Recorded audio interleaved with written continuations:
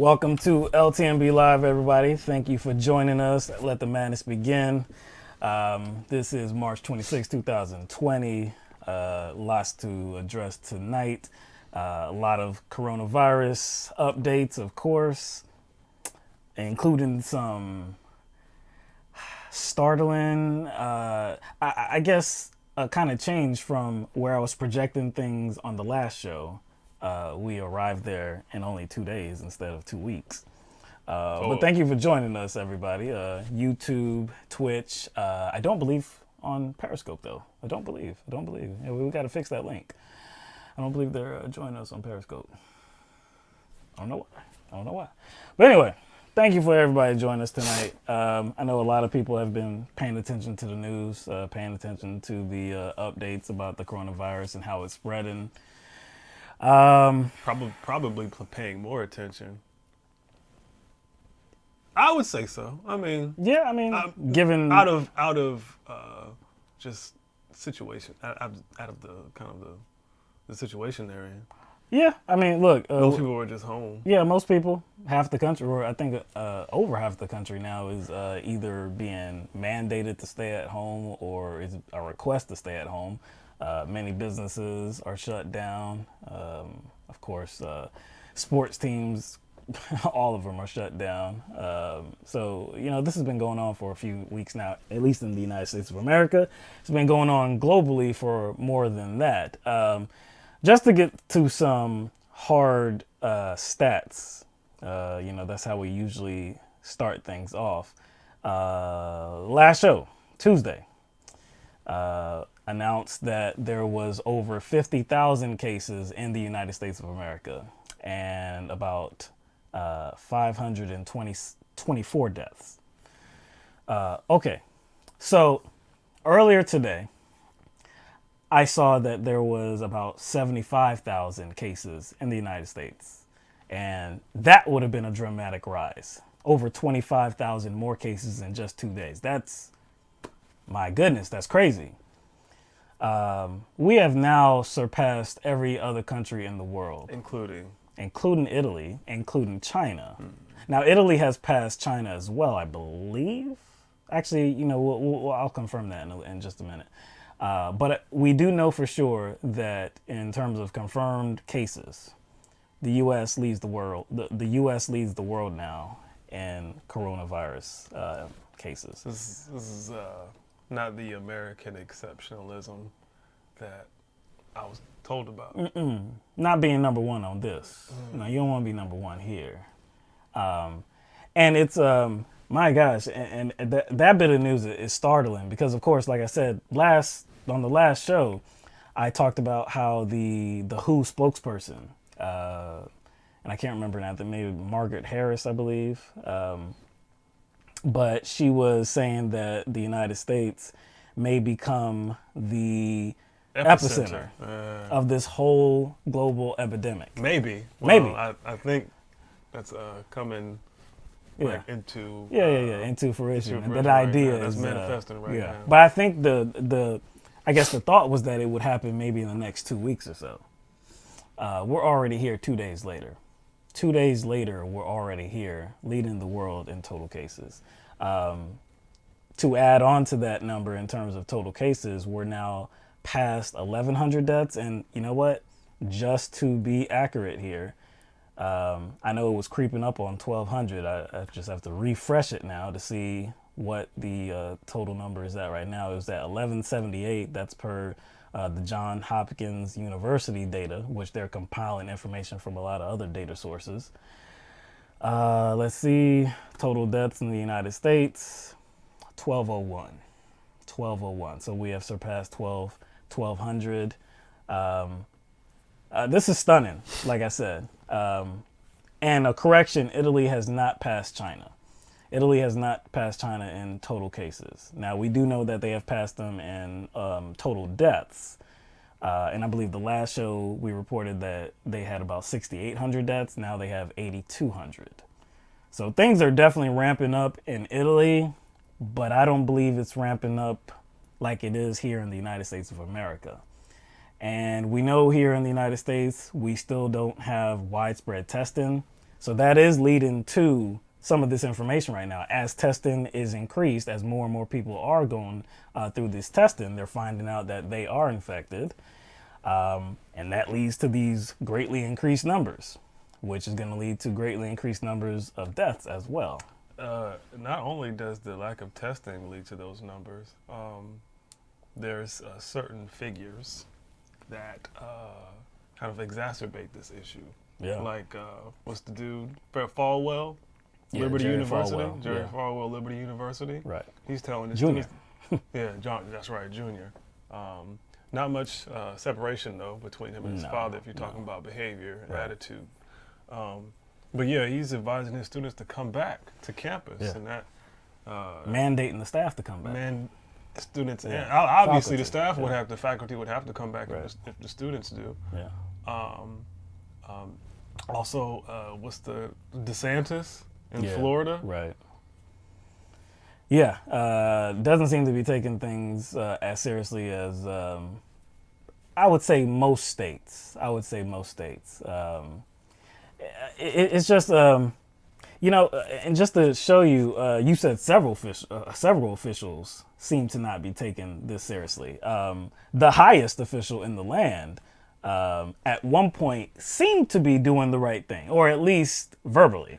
It At least verbally. did appear as if he was like, I guess, coming to grips with reality. Yes, coming to grips with even though reality. he called it a hoax. Right. I think I thought he recognized, like, shit, I can't play that card this time because I can't control a virus. Right. I think that's the thing. I mean, there's a lot of things he can't control, but a virus is definitely something he can't. He can't control how we respond to it. He can't control hospitals. He can't control healthcare, the healthcare industry. He can't control those things. So information and news coming from those entities is he can't manage that. So he can't spin it into like some sort of political vendetta like he tried. And I thought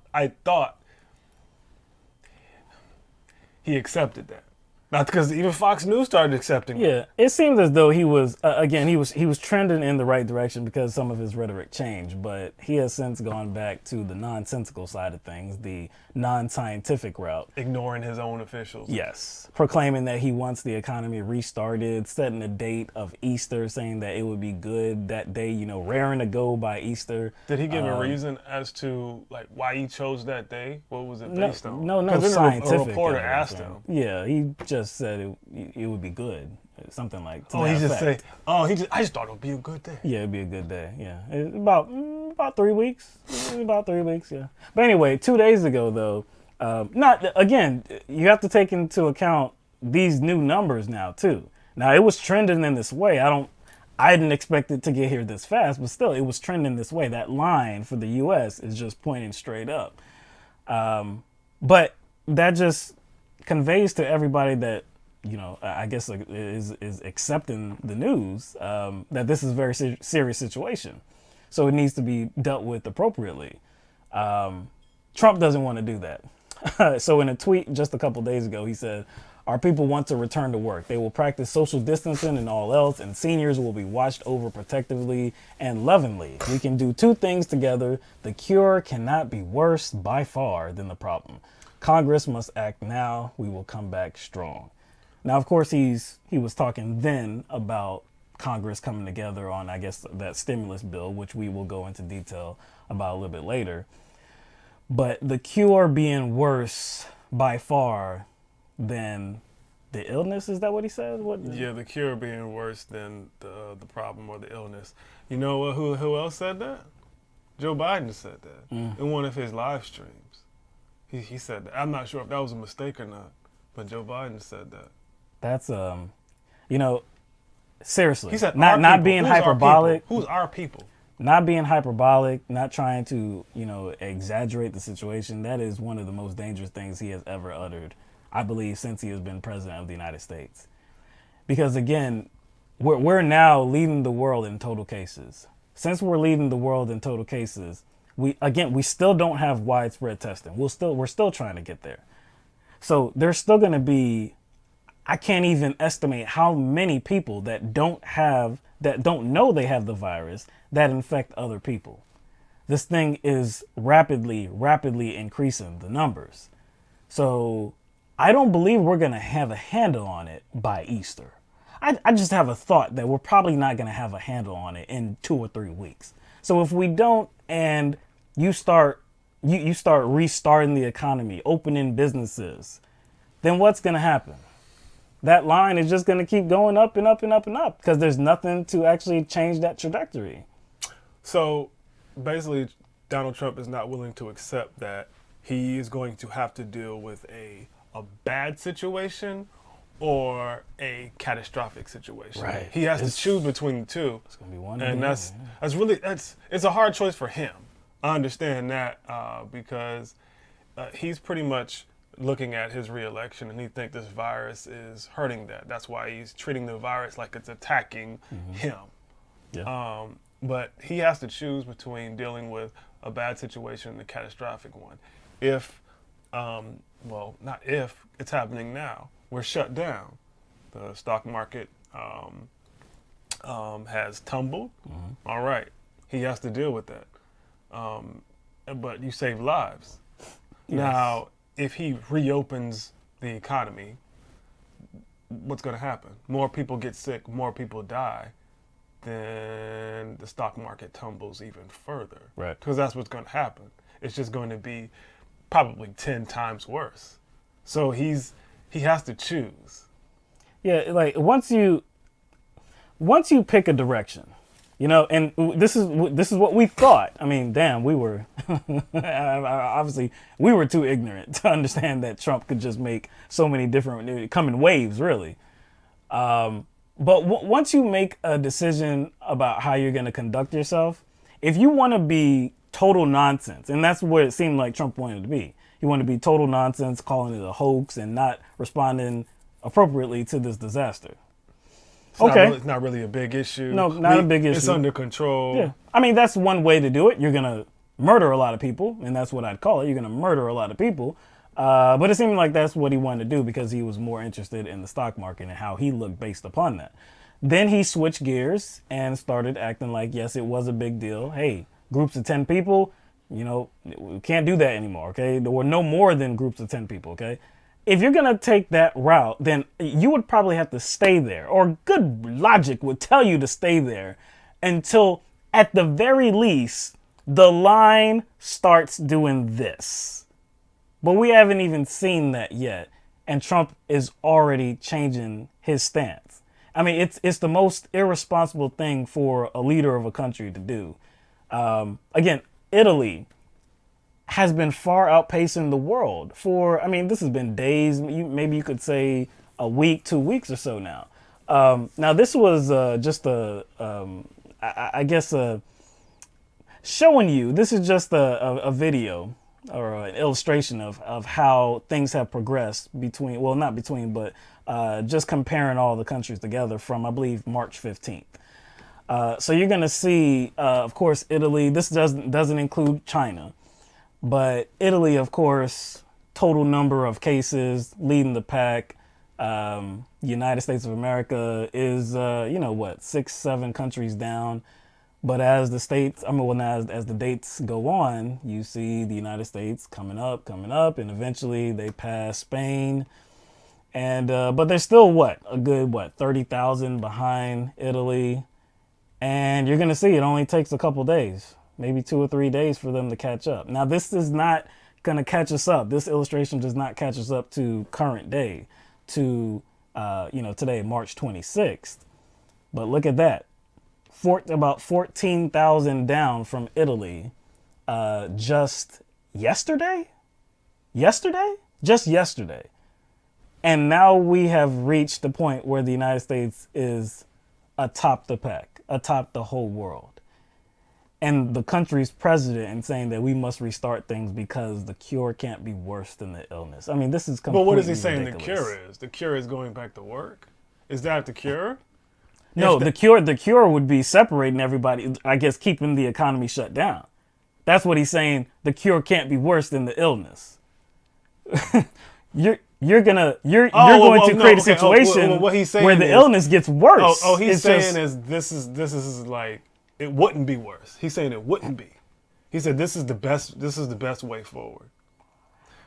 This is the best way forward. That sounds like what I'm getting is that he's saying he's saying that the cure can't be worse than the illness. The cure to this whole situation has been separating each other, like with living in social distancing time. Maybe I'm thinking of it just all in the wrong way, because like when I just first read that on the surface, when he says the illness, like my mind just automatically goes to COVID-19, the novel virus.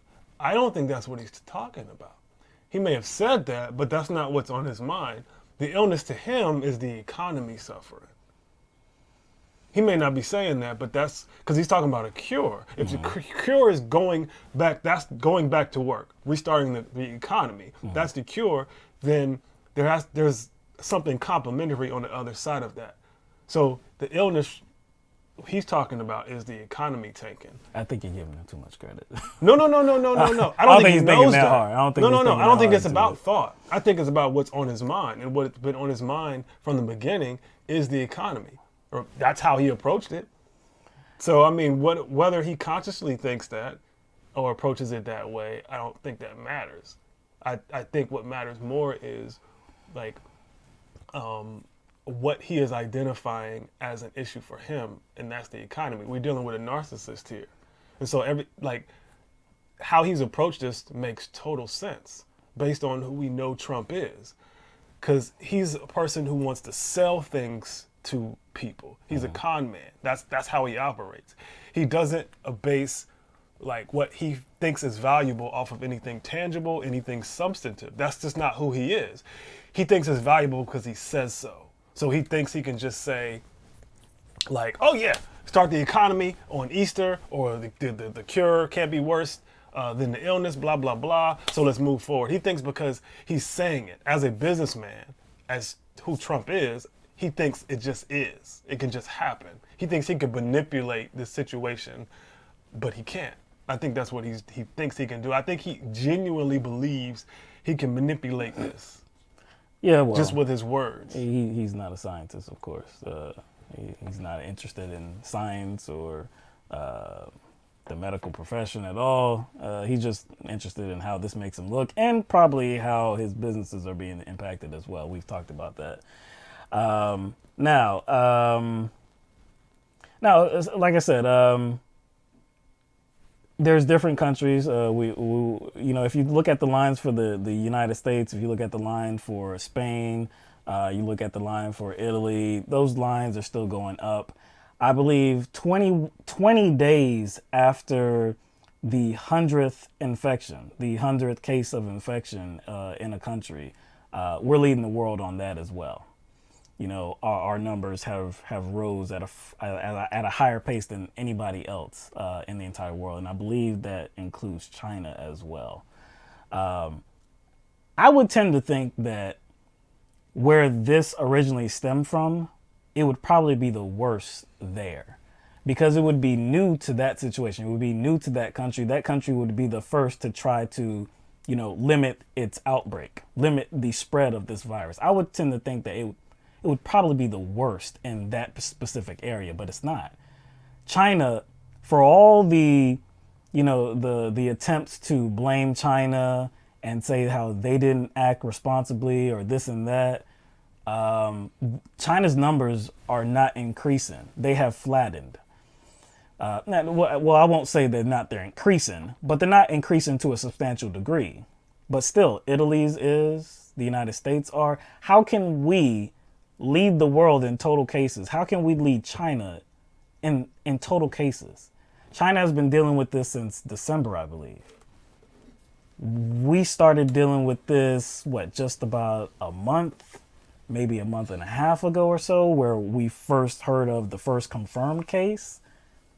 So I would suspect that since it's the worst here, and it's only taken about a month and a half to get to that point.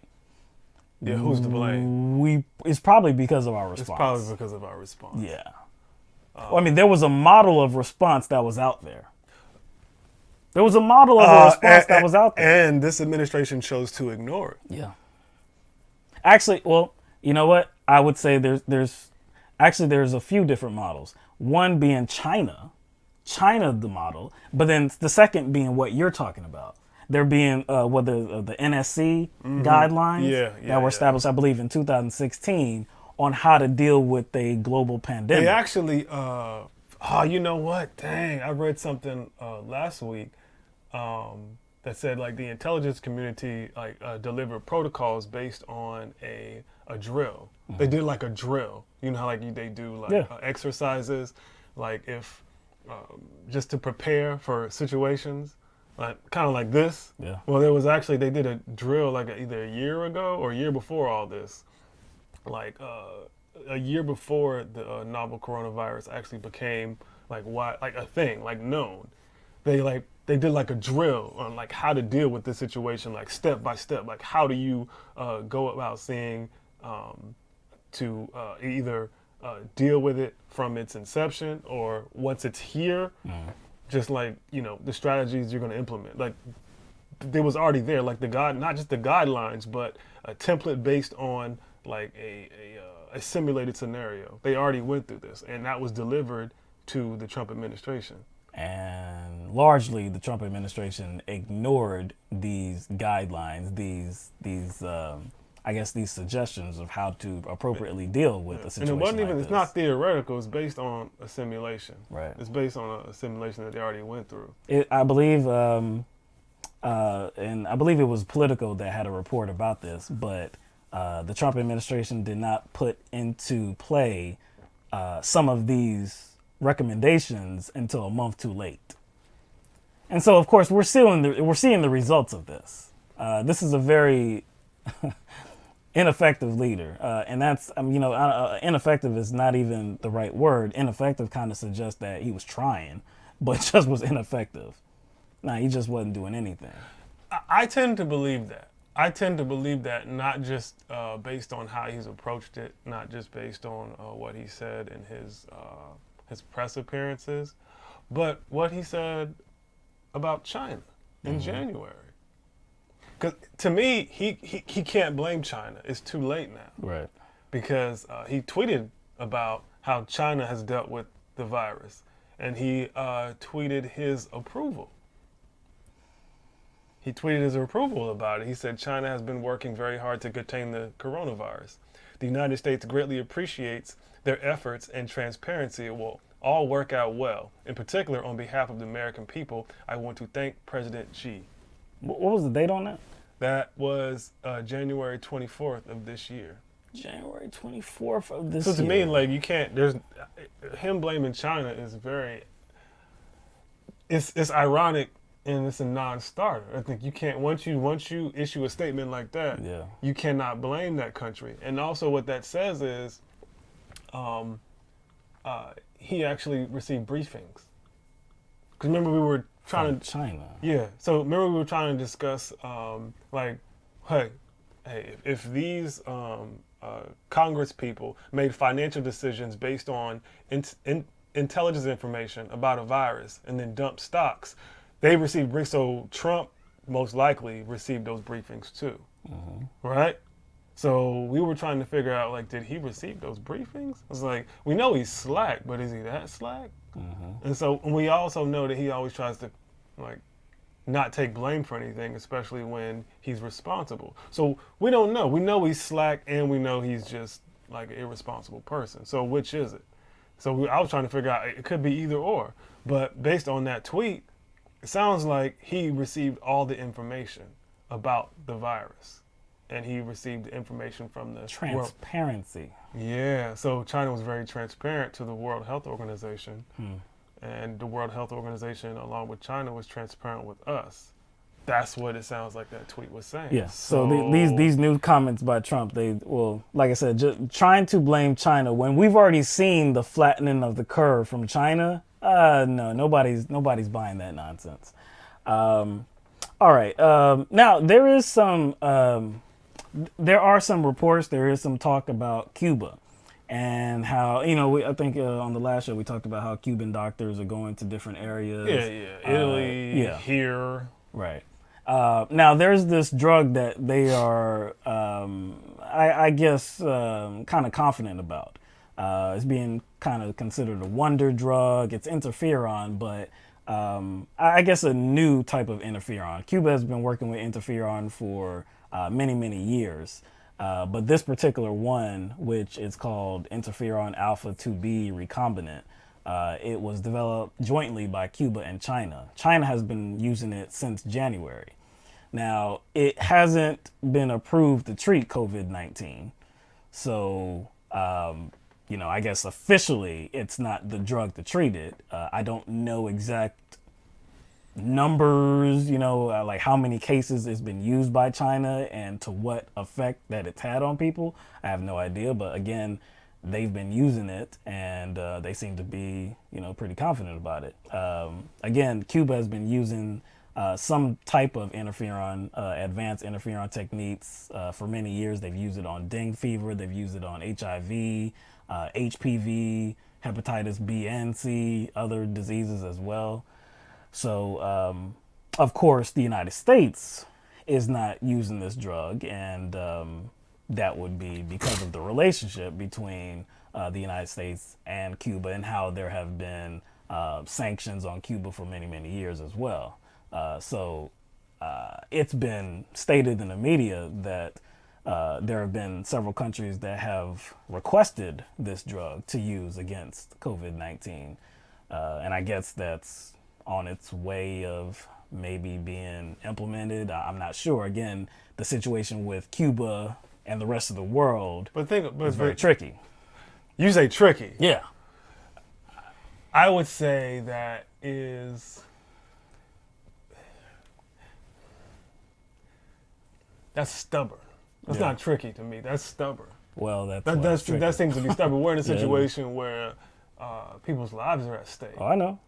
It seems as if this is really something that can be used to treat it to some degree, then sanctions or past behavior, none of that matters. It shouldn't matter. No, because you're talking about human lives. We're still, as a country, as a government, more concerned with casting Cuba as the villain rather than try to implement something that they may be doing that could save American lives.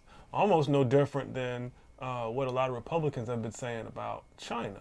We're not going to do what communist China does. We're not communists. We can't do any of that stuff. Like, we're not authoritarian. Yeah. I'm like, it's crazy, man. It's crazy.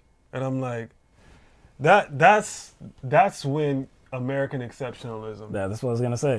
That's that American exceptionalism. It actually kills people. It actually kills people, man. It puts people in danger, end lives. But we are number one now. We are number one now, so we can point to that. It's like I could highlight Republicans, but actually it's a lot of Democrats too.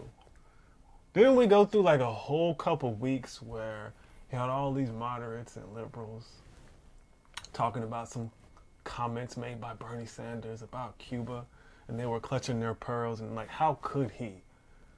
How could he? How can he say that about Cuba? How can he say that about that dictatorship? You know what I'm saying? So it's like they contribute to it too. They contribute the same thing to the conversation. Yeah. Well, I think most of them would try to distance themselves as much as they can from Cuba, even if they had something that could save American lives. Yo. Which is... That's barbaric, man. Yeah, it's barbaric. It's inhumane, to say the least. Inhumane, to say the least. Let's get to some other inhumane stuff.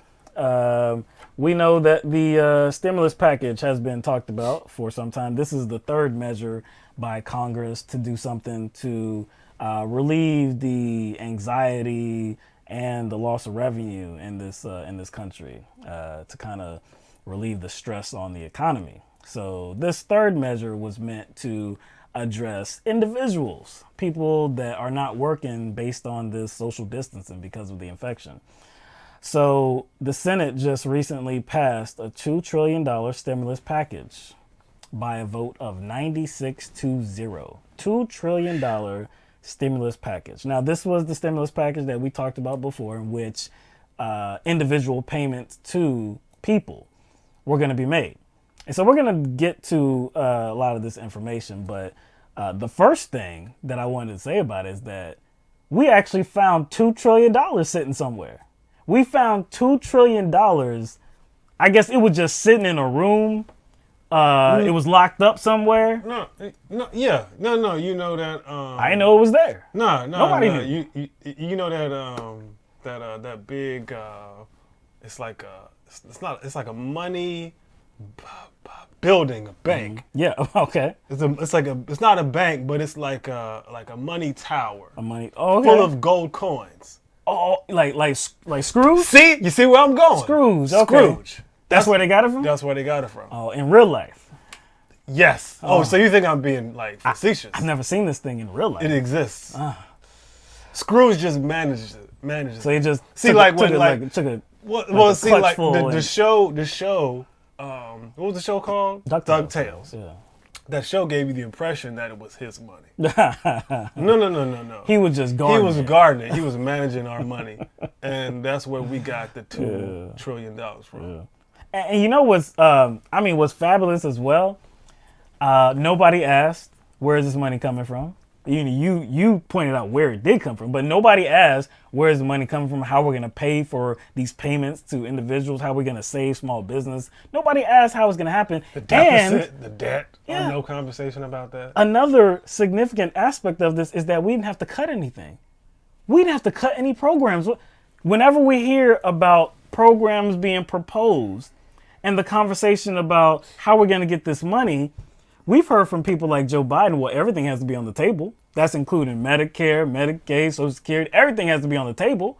Nothing had to be on the table for a $2 trillion package. Well, would you look at that? Well, would you look How did this happen? Well, would you look at that, man? That's crazy. All right, so let's go to some of the... Now, it didn't pass without controversy, and we're going to get to some of that a little bit later. But just a few of the highlights of this bill, okay? So there are going to be direct payments. Well, before I even say that, it passed the Senate. It has to go to the House now. Now, the House is not in session. Speaker of the House, Nancy Pelosi, said that this was not going to be something that they were going to vote on by unanimous consent. Didn't think it would be the best idea, I guess, whatever. She said that there will be debate on it on Friday, and she expects there to be a quick passage. So we will see if that happens. There are two members of the House of Representatives that have tested positive for COVID-19, so of course they won't be there.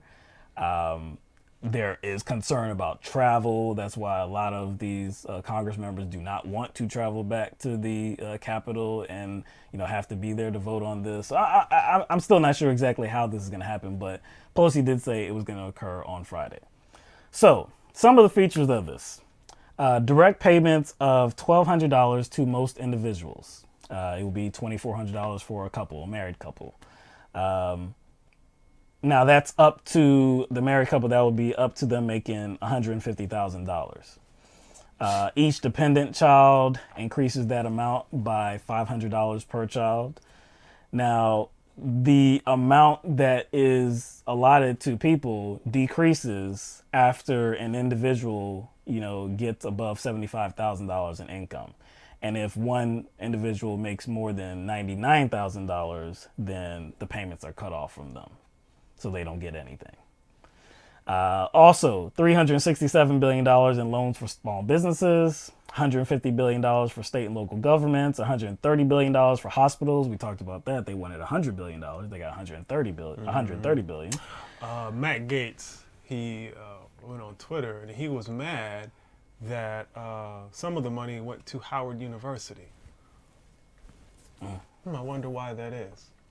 I'm pretty sure he knows that Howard University has one of the main hospitals that is dealing with the COVID-19 virus. But he was mad that it was going to Howard. But he singled out Howard University. Now, where is Howard University, Will?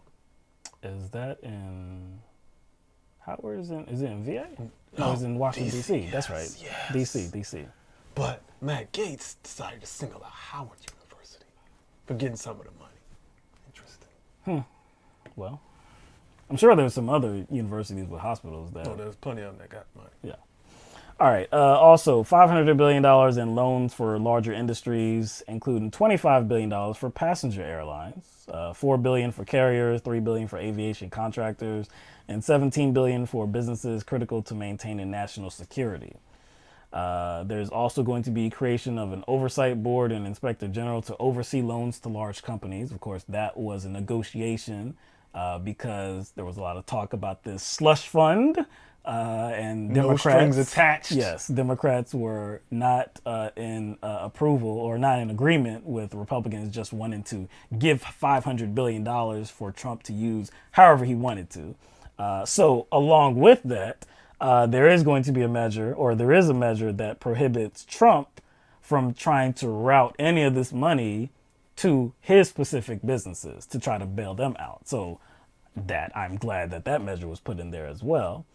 Now, there's also a measure, and this is where the controversy got in. Well, this is where the controversy was. The main controversy was after that specific thing about the slush fund got rectified, and that was in unemployment benefits. So there were, 4 Republican senators, and they are Senators Ben Sasse of Nebraska, Rick Scott of Florida, and then both of our fine senators from South Carolina. Them your senators. This is my senator. Don't say our. Okay. Them your senators. Tim Scott and Lindsey Graham. Both of them. I mean, you had to have 2 South Carolinians, right? You had to have 2 of them. Represent. You had to have them represent, right? So these 4 fine GOP senators, they opposed the measure that was included for unemployment insurance, unemployment benefits, because it was increased. The unemployment benefits would be increased under this bill. So the expansion of unemployment benefits increases the benefit by up to $600 per week for claimants, and that's on top of what they are already getting in terms of state benefits. Also, workers can claim unemployment for no more than 39 weeks. That's up from a typical 26 weeks that most states would offer. It also covers the self-employed, gig workers like Lyft drivers, Uber drivers, Uber Eats, things like that. Just last week, there were 3.3 million claims of unemployment. So it's very clear that there are, again, we already know that there are many businesses have shut down. Not every business have laid off their workers, but some have. Many have. So these 3.3 million people obviously have been laid off, and now they are trying to get unemployment insurance. So this is a measure that definitely will benefit them. Now, how soon will it benefit them? I'm not sure. Also, how soon will it benefit the gig employees, like the Uber drivers, Uber Eats, Lyft drivers, stuff like that? That still hasn't been worked out either. It probably depends on how much information the IRS has Right, with it those does. individuals. Yeah. But we're not talking about days. Yeah, We're not talking we're about talking days. about months. Yes. Because if I think they said it's whatever account like that you have attached like to your like IRS tax returns. Right. If you have direct deposit, if the IRS has your direct deposit information, then it will take less time. How long? I'm not sure. I don't expect that it will take 2-3 weeks. Maybe it will take a month. I'm not sure. Maybe it'll take a little bit longer than that. If you do not have direct deposit information with the IRS, I believe it can take up to 4 months, if not more.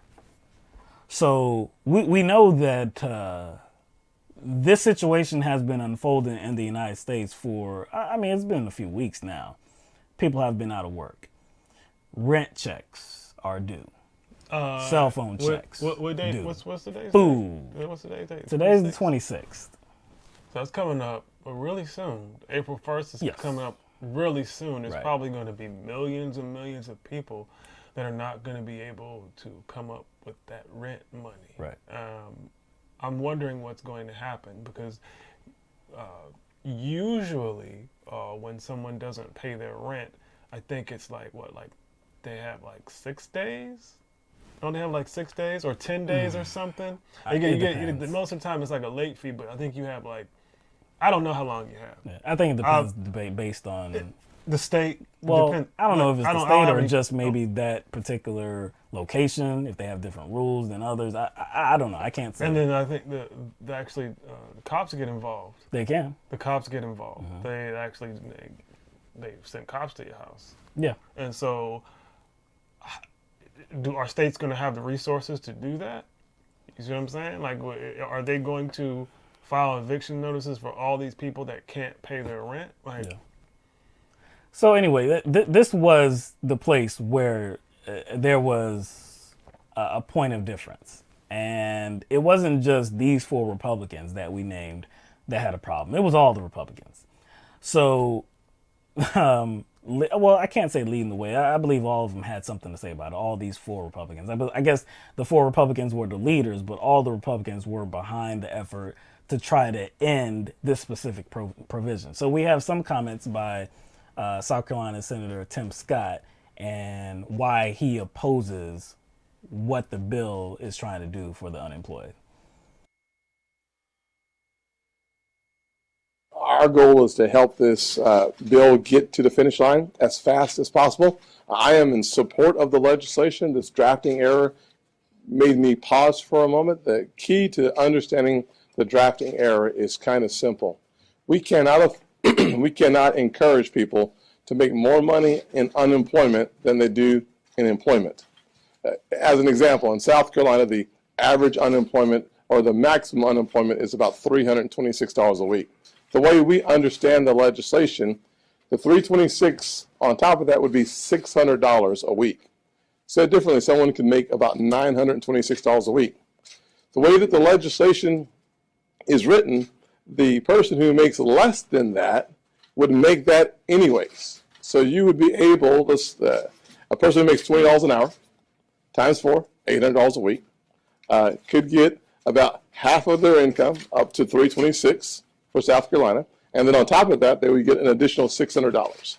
So the legislation doesn't envision the ability to have someone pick $10 an hour or $15 an hour or $20 an hour, getting a maximum of 100% of their income. This legislation would not stop at 100% of your income. This legislation would allow you in unemployment to make more than you do in employment. We know that that is a drafting error, and we are simply providing an amendment to fix that so that you do not make more in unemployment than you do when you're working. He's just trying to be fiscally responsible. Yeah, exactly, man. It's not man. like he's inhumane and doesn't care about people. It's not that he is an absolute ghoul. No, not a monster. No, not in any way. South Carolinians talk about bless your heart all the time, right? Bless your heart. Bless your That's heart. what that was. He didn't say it. But he's like, it. look, I know y'all good people. Exactly. But we can't, have y'all out here spoiled and whatnot. Yeah, spoiled. Does he not realize that by now, and by the time that a lot of people receive this unearned money, that a lot of people are going to be behind. Right. They're going to be behind. Behind. So the cuts aren't being cut. The checks aren't being cut tomorrow. Like as soon as President Trump signs the legislation, the check gets cut. No, it doesn't go like that. So of course, look, we can push back on this, but why not hear from somebody like Senator Bernie Sanders? I think he's He had some remarks pushing back on this idea that we shouldn't do what the bill allows for the unemployed. And now I find that some of my Republican colleagues are very distressed. They're very upset that somebody who's making $10, $12 an hour might end up with a paycheck for 4 months more than they received last week. Oh my God, the universe is collapsing. Imagine that. Somebody who's making $12 an hour, now like the rest of us, faces an unprecedented economic crisis with the $600 on top of their regular unemployment check, might be making a few bucks more for 4 months. Oh my word! will the universe survive? How absurd and wrong is that? What kind of value system is that? Meanwhile, these very same folks had no problem a couple of years ago voting for $1 trillion in tax breaks for billionaires and large profitable corporations. Not a problem. But when it comes to low-income workers in the midst of a terrible crisis, maybe some of them earning or having more money than they previously made, oh my word, we got to strip that out. Got to tell those poor people that no matter what. By the way, when the McConnell bill first came up, unbelievably, and I know many Republicans objected to this, they were saying that, well, we want to give whatever it was, $1,000 or $1,200, but poor people should get less. You see, because poor people are down here, they don't deserve, they don't eat, they don't pay rent, they don't go to the doctor, they're somehow inferior because they're poor, we're going to give them less. Well, that was addressed. Now everybody is going to get the $1,200. But some of my Republican friends still have not given up on the need to punish the poor and working people. You haven't raised the minimum wage in 10 years. Minimum wage should be at least $15 an hour. You haven't done that. You've cut program after program after program, and now, horror of horrors, for 4 months, workers might be earning a few bucks more than they otherwise went. Well, needless to say, this is an amendment that is coming up. I don't think it's going to go very far. And if it does go far, I will introduce an amendment to deal with the corporate welfare, the $500 billion in corporate welfare, which is, to me, a very serious problem. But I do not think they're going to get the 60 votes, and that will be the end of it. Yo, my man's sarcasm is on another level. And he's doing it while talking about an important issue. Yeah, very important issue. You know. He was right, too. It didn't go anywhere. I believe the vote was 48-48. So the Senate bill that got passed 92-0, it was just as how we laid out with the unemployment benefits, too much to the chagrin of these Republican senators. Scott's comments, how do they look, if we're considering the Republicans' original bill? How do those comments look? Especially not even, looking at what Bernie Sanders brought up, like the Tax Cuts and Jobs Act, that's what he was referencing. But just looking at something that was in closer proximity that had to do with the same situation, the initial bill the Republicans tried to pass, that featured a bunch of money, without almost any strings attached, going to corporations. Yep. Did Tim Scott say anything about that? Did Lindsey Graham say anything about? Did your boy say anything about that? Looking for who that might be, but I didn't hear those dudes. I didn't hear those dudes say anything about it. They weren't fiscal responsibility, right? They weren't. I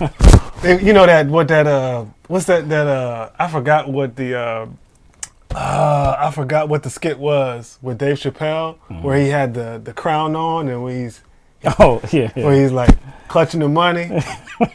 Was that the P Diddy? I'm not. Was sure. that the P Diddy skit? I'm not sure. The reality show he had?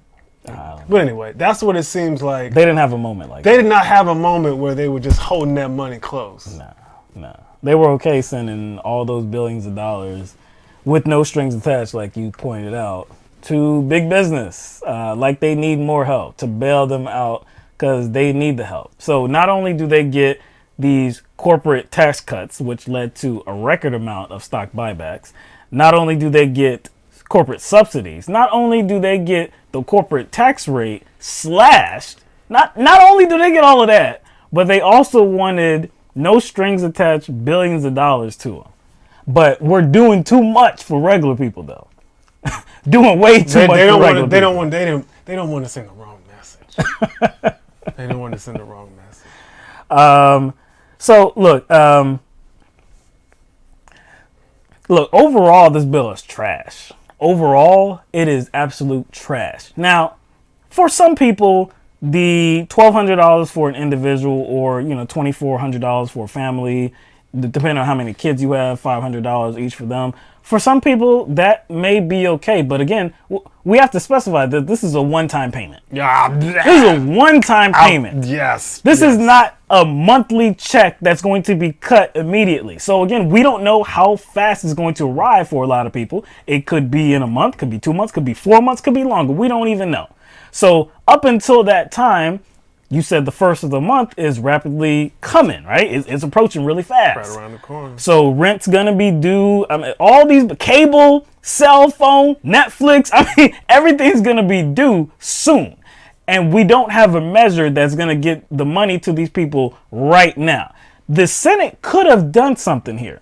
The Senate could have said, there's a lot of talk about this corporate bailing out, sending all these funds to hospitals and to the airlines. We're going to do that, okay, because we need to do that. We need to bail out small businesses. We need to provide some assistance. But we have to get money in people's hands right away. You could have done this in a standalone measure. You could have done something to where you just send checks to people that need them right now so that they can pay what they need to pay for, because they are not getting income right now. But they don't do that because they want to include all of this junk that people don't support. People like Bernie Sanders that probably would not have been supportive of everything in this bill, but he has to vote for it because he has to agree to provide relief to people. You had senators that were actually, like, my gosh, Lindsey Graham being one of them, some from South Carolina, that didn't want the individual payments to people. He wanted it to come from small business. He wanted it to come from their employers. Again, how fast would that have been? Like, how fast would have the checks been cut? We don't know how fast this money is gonna get into people's hands. So it's upsetting that nothing in this bill addressed evictions. Nothing in this bill addressed treatment and testing. Nothing in this bill addressed, let's see, what else? Healthcare? I'm about to say healthcare. People have healthcare attached to their jobs. Yes. That many people either some have been laid off, some of their hours been cut, and their health insurance is attached to that job. We talked about this last week about how these people were going to be getting laid off or their hours going to be cut, so that insurance was likely going to go away. So having insurance tied to your job right now is probably not doing what these Congress members are probably trying to intend for it to do. They want people to get their insurance through their job, but right now that's impossible. So we have to have something in place so that people, because everybody is not infected by this virus. So there could be an issue where somebody needs to see the doctor because of something else. Something else. That's another reason why Tim Scott's comments were just so nearsighted. Yep. Because he's expecting that everybody who gets a check is just healthy. Or may not need medical attention. Is Joe Biden still running for president? He is. And what is he kind of run on mostly? Like, what is his strengths? Like, his two main strengths. One being Obama gave him the keys all the time. Obama gave him the keys to the White House cars all the time. That's one of the main ones. But like the other attribute he claims is his best is what? He can work with Republicans, get Republicans in line. Get things done. Get things done. So other than a few live streams and a few media appearances, and focus on those live streams and focused on what he says he's doing and, I guess roundtables he says he's having, briefings he says he's having with experts.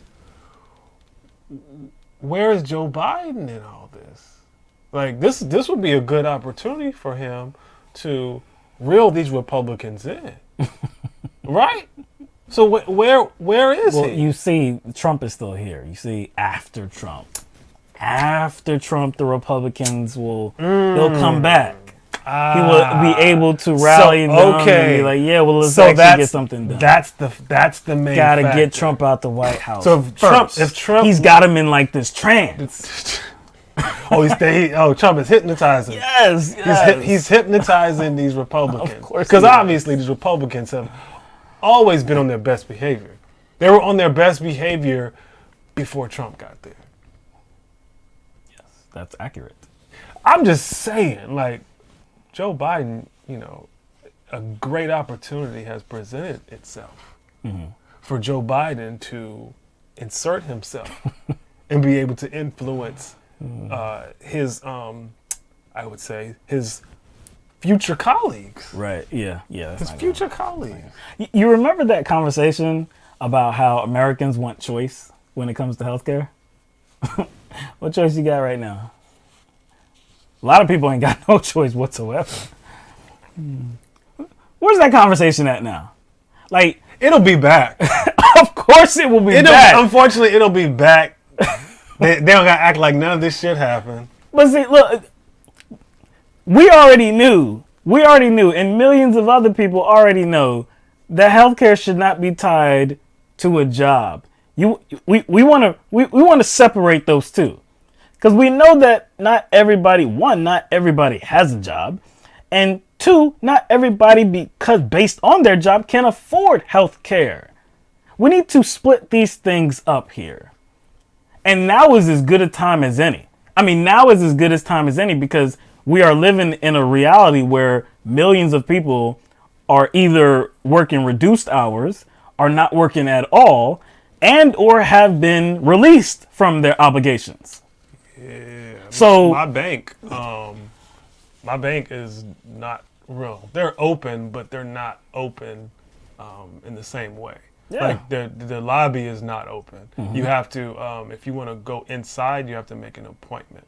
The only thing that is actually open is the drive-through. A lot of banks are like that, and I completely understand. A lot of businesses have changed their hours of operation, like drastically, like some in half, some by like 75%. I know it's rough out there, and look, some of the bill is not bad, and I will admit that some of the bill is not bad. The increased unemployment insurance, the unemployment benefits, it's a good thing. It would be a lot better if that money was coming tomorrow, next week. I'll even give you 2 weeks. If it was coming in 2 weeks, I say good job. Along with like a moratorium on evictions, right, and a moratorium on mortgage payments. Right, because that also would have to be addressed. But it didn't. Not everybody has been released from their job too. So that unemployment insurance is only going to affect so many people. For the people that were just, hey, stay home for a couple of weeks, they're not filing for unemployment. Now, the money that has been provided to small businesses, yes, it's meant for them to be able to pay their employees. Is that going to happen? Are they mandated to do it? I don't believe they're mandated to do it. So it's just, we're living in a time with this bill. This bill could be better. This bill could be so much better. And if you want to compare what's being done for regular people that have to have a job to pay for their monthly expenses, if they miss one check, it's bad news. If we're talking about what was being done for them compared to what's being done for corporations, that gap is absolutely monstrous. And if you think about like what kind of disposable income they have, then you see how unbalanced it really is. And the assets that they possess as well. Yeah. Like many of these companies have a lot of assets that if push came to shove, they can sell off. Yeah. They're not hurting, but we must do something to protect them immediately. At the same time, we're doing something to protect regular people of this country. It's all a ploy to get a 90, what was it, 98-0? Or did I say 92-0? 96-0. It's all a ploy to get something like that, to get this bill passed so that you're doing so much more for corporations, but doing just a tiny bit for regular people. Again, if this was being done to help regular people and it was coming soon, on the horizon, you see the light at the end of the tunnel, then I'd say, man, look, I mean, I hate that it's doing so much for these corporations. I can't stand it. But damn it, these people need help. We need help in this country. Why are you being so cynical, Will? Didn't they get something done? Yeah, they got something done. They got something done. Got something done. And that's what's told to us, progressives, Bernie supporters. Mm-hmm. That's what we're told that matters. Got something So done. if that's the argument that's always being pushed on us and we are being beat upside the head with, anybody who has kind of engaged in a political conversation with that argument, engaged with Bernie supporters with that argument, oh, he can't get anything done. But y'all can't be mad. No. Y'all not allowed to be mad. Y'all not allowed to be mad because guess what? Something got done. Yeah. It definitely wasn't enough. And I have to re-emphasize once again, this is a one-time payment. This is a one-time payment. We do not know how long the economy is going to be shut down. We don't know how long banks and your dentist offices and I mean we have Target and I mean like we have no idea where most of these businesses are going to be shut down, where people are going to be mandated to stay home. We have no idea how long this is going to occur. With the numbers that we are seeing right now, we're leading the world in total cases. I see reports out of everywhere, every state that, oh my goodness, it's rising. It's, we have a rise in 200 in one day. In New York, I mean, the case in New York, the situation in New York is ridiculous, leading the whole country in entire cases, and I believe death as well, which would stand to reason. But there's nothing suggesting that this is going to slow down at all. So this one measure by Congress meant to lift the grief, lift the strain on the American people that won't come for probably some months. This is what's going to get it done when there's no guaranteed future. Like we don't know what it's going to look like next week even. I've seen some projections that extend this crisis into the end of 2020, December, after the election. Very possible. Very, very possible, given that it's probable that we won't have a vaccine by then. This is just sloppy. It's messy. I'm not in agreement with this bill. Of course, I would like to see just a standalone measure. What's being done for corporations compared to what's being done for people, I can't get down with. I would like to see this bill killed. I'm not sure that it's going to happen. I know Representative Alexandria Ocasio-Cortez has expressed her dissatisfaction with the bill. I'm not sure she's going to force, some kind of measure to where, it may be killed. I'm not even sure if she can do that at this point. But I don't know. Like I said, this is trash. It's pathetic. When you're talking about just even one individual getting $1,200, no kids. There are many places around this country where rent is way more than that. I saw a tweet today that said it costs $1,200 just to think about renting an apartment in Los Angeles. Just to think about it. Yeah, it's $1,200 just to think about renting an apartment in Los Angeles. And you're not even talking about food expenses. You're not talking about just cell phone again. I mean, a cell phone at this point is a necessity. You need a cell phone. You need the damn food. You need you're going to need some toilet paper if you can find some. There's just basic necessities that you have to pay for each and every month. And $1,200 is not going to meet that need. Might have to revert to fabric sheets. One ply everywhere. One ply is not going to get it done. I'm sorry. If anybody's one ply out there, you might have to get two of them. No, you might have to. That's still two ply. No, I'm just saying. You might have to fold it. You might have to fold it over a couple of times. Oh man, like I said, man, this is a trash bill. It's pathetic, and it's really only meant to benefit the corporations. You did bring up Biden. Before, we got a couple of different things to talk about with Biden. But Biden has not been having strong performances as of late. You know what? What I say, man? Like, it's not what you said. It's the little pause. And I had to gather my thoughts. you see, like, out the corner of my eye, I saw like a little tug in like the side of your mouth before you said that. So I knew you wanted to say something else. Yeah. But you was I had to clean it up. Yeah, you cleaned it up a little bit. Appreciate that. You know what I'm saying? You know, yeah, he hasn't been the strongest in the in his displays and his rhetoric and not the strongest. Explaining himself, his Yeah. positions, his response to this coronavirus. It's just like I've seen other situations, especially when he's debating, where I'm just like, oh man, you're not just slipping up. Everything just sounds garbled. Yeah. And your thoughts don't seem to be arranged. And so, Yeah. like, he is in a controlled environment in his own damn house. Well, I think it's his house. We don't know because he's been using a damn green screen. Yeah, so we're assuming it's his house. But He says it's his house. even in a very controlled, comfortable, and relaxed setting where he's in control of everything pretty much. And the media is giving him attention, and he knows this. He knows he's going to have to make appearances and make statements, and he has all the time he needs to get ready for it. And then when like the lights come on and cameras roll, action, it's like he doesn't seem to have it together, and it's just like No, and again, it's been the last few performances. His last appearances. He did an interview with Nicole Wallace maybe a couple days ago.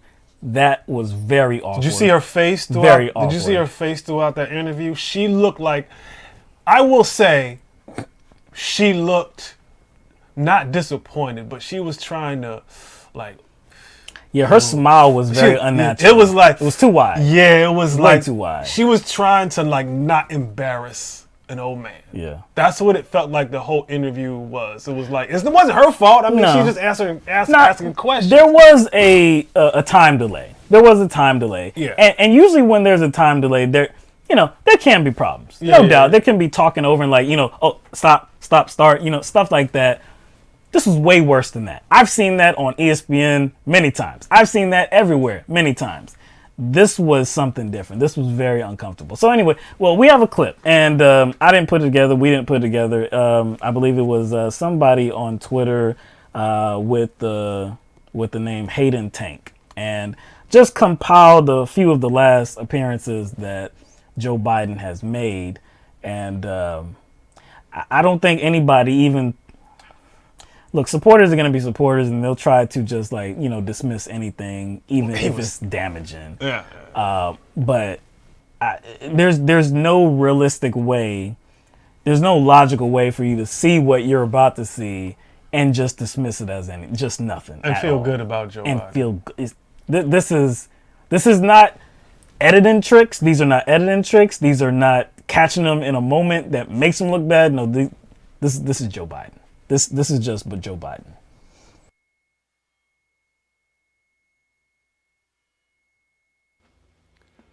Good evening, everyone.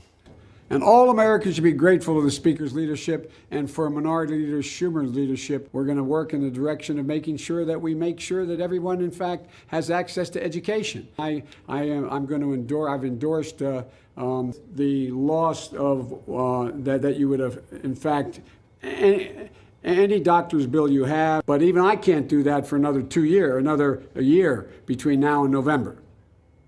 Or actually January. They can't build any factories or anything within 1 mile of the estuary of the Delaware River and the Atlantic Ocean and the Chesapeake. And so the whole point of this is that we can do a lot to deal with endangered species. We have to take care of the cure. That will make the problem worse no matter what. Why doesn't he just act like a president? That's a stupid way to say it. Donald Trump was asked on...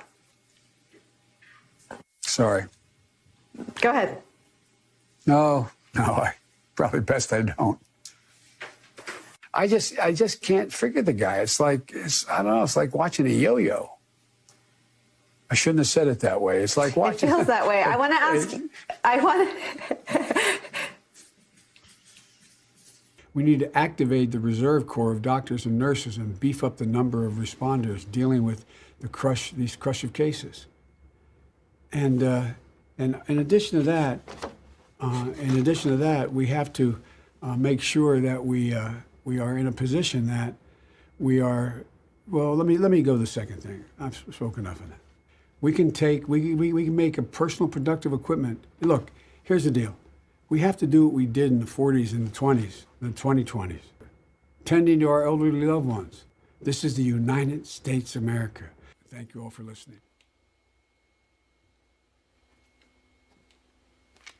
Oh. Thanks.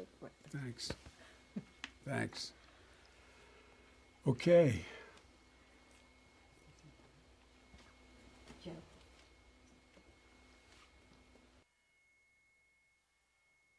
All right. To start out, okay, there was a bunch. There was just too much to deal with in that short clip. Whew.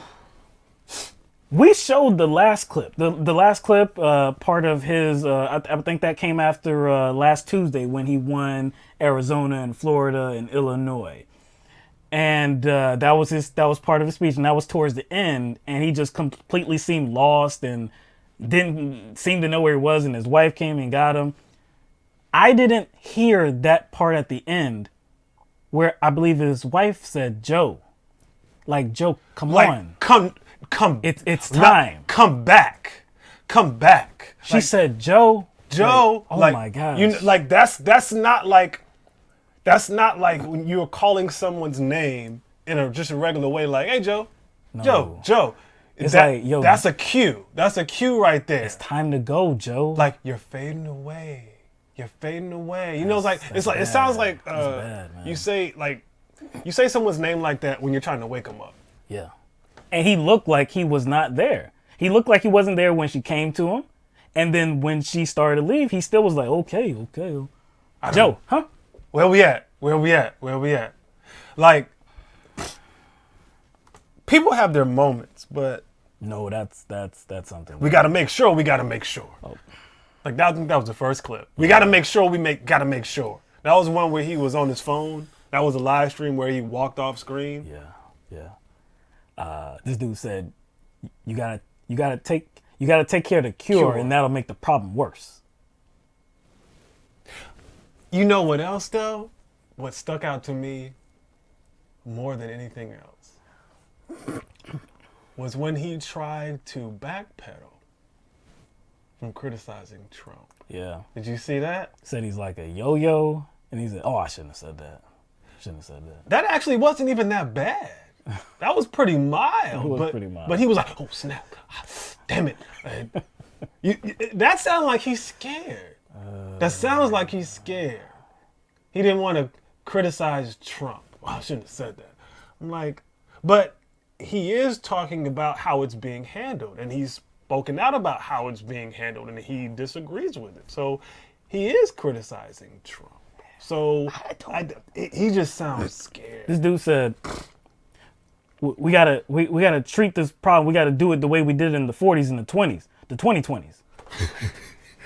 He was adding them together. What? He's adding them together, 2020s. Because I thought he was talking about the 1940s, the 1920s. And then he said 2020s. What is he talking about? I'm telling you, there's a lot of things loose up here. I mean, how do we do it in the 2020s? This just started.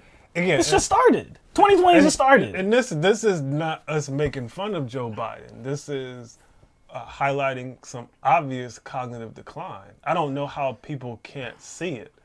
Like, and this is probably worse than like what we have seen from Joe Biden this whole election cycle. This is the worst I've seen him. Yeah. And quite possibly a lot of, there's no way for us to know whether this is true or not. But maybe they shot him up with something for that debate. Maybe they did. Now, obviously, we can talk about, the lies, the multiple lies he told during the debate. That's undebatable. But what you did not see is you did not see that. No, you didn't see that.